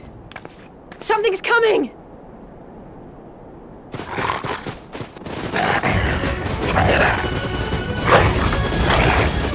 Oi, oi! Looks like we ain't the only ones who sent out scouts. Keep them away from the carriages! We lose those, and we're as good as dead!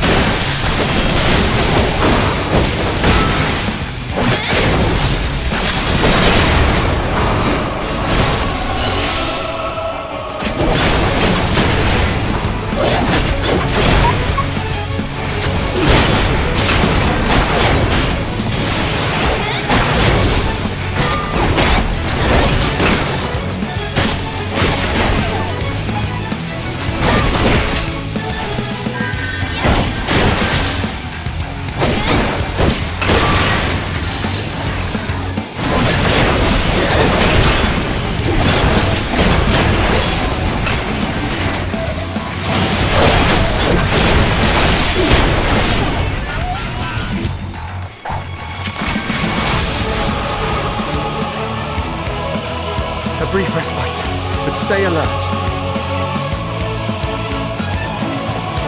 Keep the carriages safe.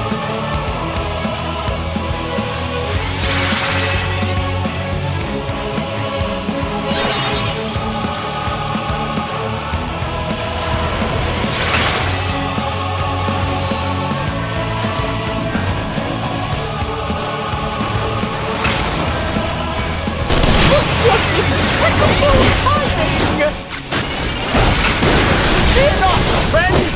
The savior of Ishgard is here!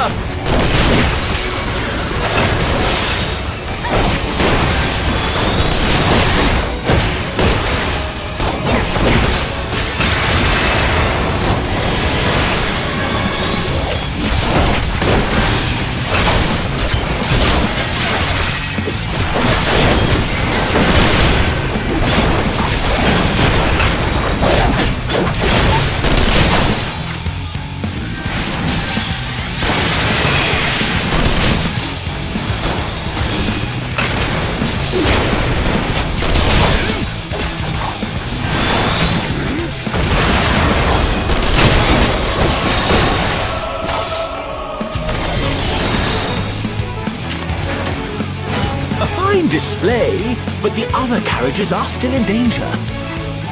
Go on ahead. We'll hold the line.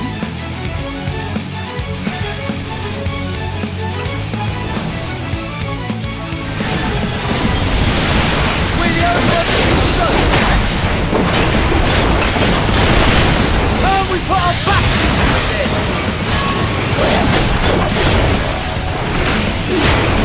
I've been eating there, good scrap.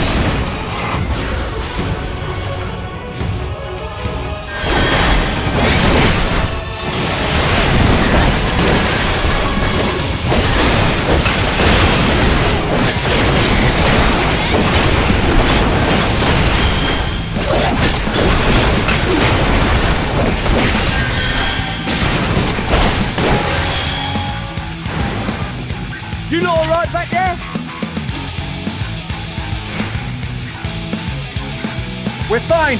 I'm ready for more! Hear that?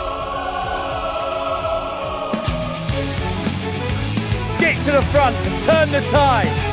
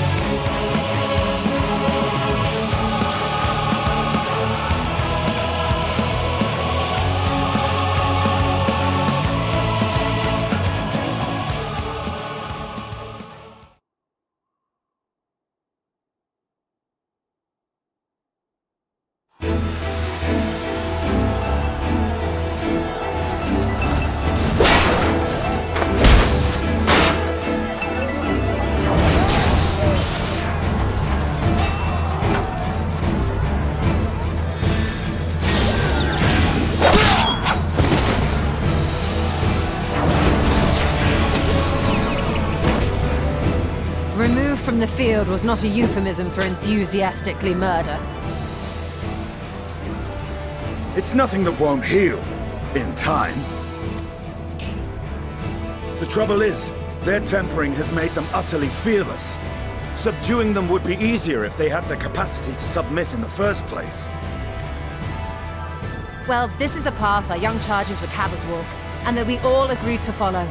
You knew it would be hard, yet still you pledged your lance, did you not?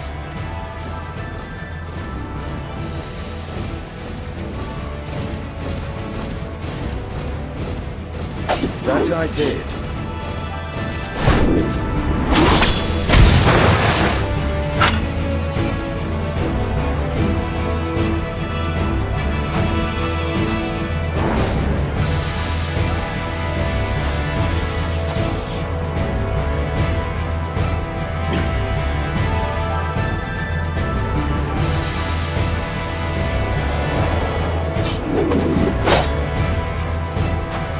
That's Vigilia!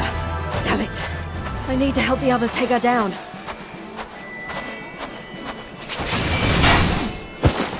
There's no end to them!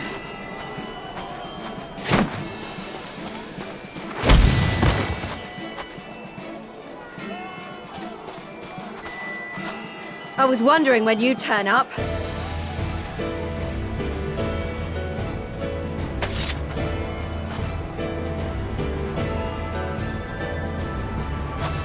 There's no stopping us now. Come on, let's show them what we're made of.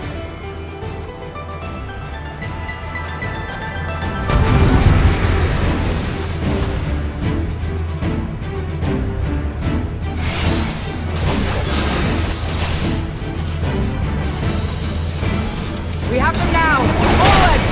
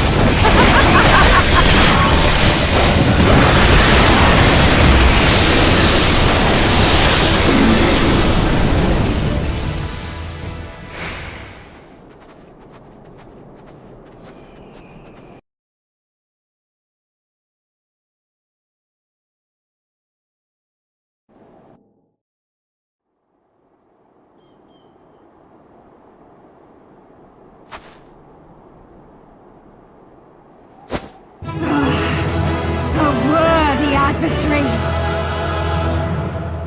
Rest, recover, reclaim yourself. Then we will fight again, to the death! Sadu Hatun!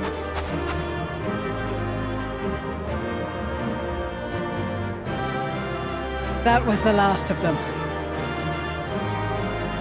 The day is ours, thanks to your timely arrival. What of the supply caravan?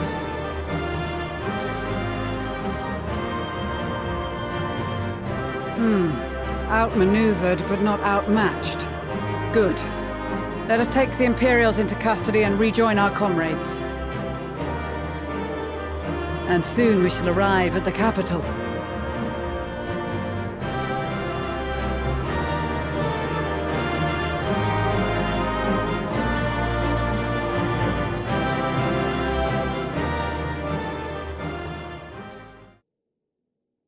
So cold and unforgiving. Thus spoke Emperor Solus as he gazed upon his barren domain.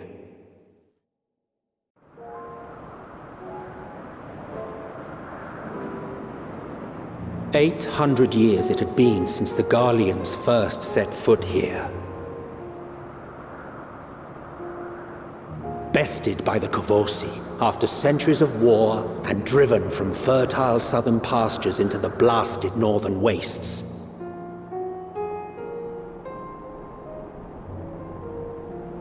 In that garden of desolation, they clung to one another for warmth, freezing, hungry, desperate, hated.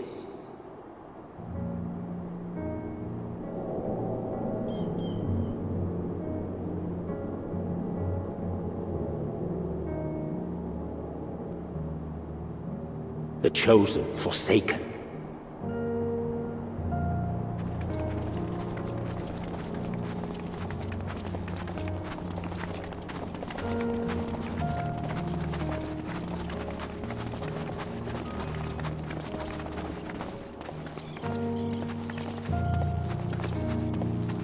In the year 1513 of the 6th Astral Era, a young legatus named Solus single-handedly sparked the Magitech Revolution.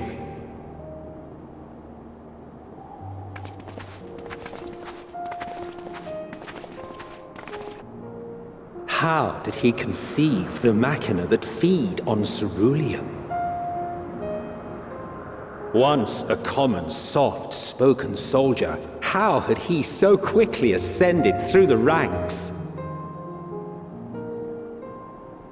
Like so many others, those who knew the truth are gone. Taking in the capital with his eyes for the first time, I recall thinking to myself, far colder on the earth than in the heavens.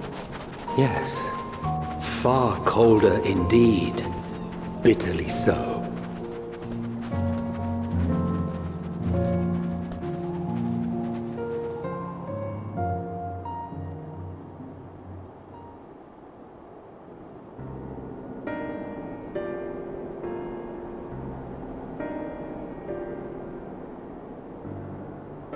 No. The roads leading beyond the city walls would have been used less in recent years. Nevertheless, this was one of the most important gateways into the capital. A buzz day and night with activity, aye. Merchants passing through the checkpoint, many of them stopping at the local hostelries. Surely they cannot all have been tempered. We can consider the question after we have made camp. If we spend any longer outside, we may well freeze to death where we stand. The tempered Imperials, too.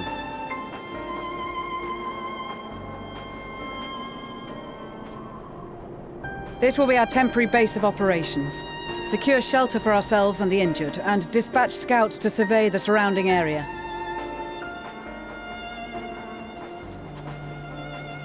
If we're planning on staying here a while, we ought to give this place a proper name. Well, the constant sound of ice cracking underfoot makes me think of broken glass. An apt name, perhaps. But enough of this. To work, everyone!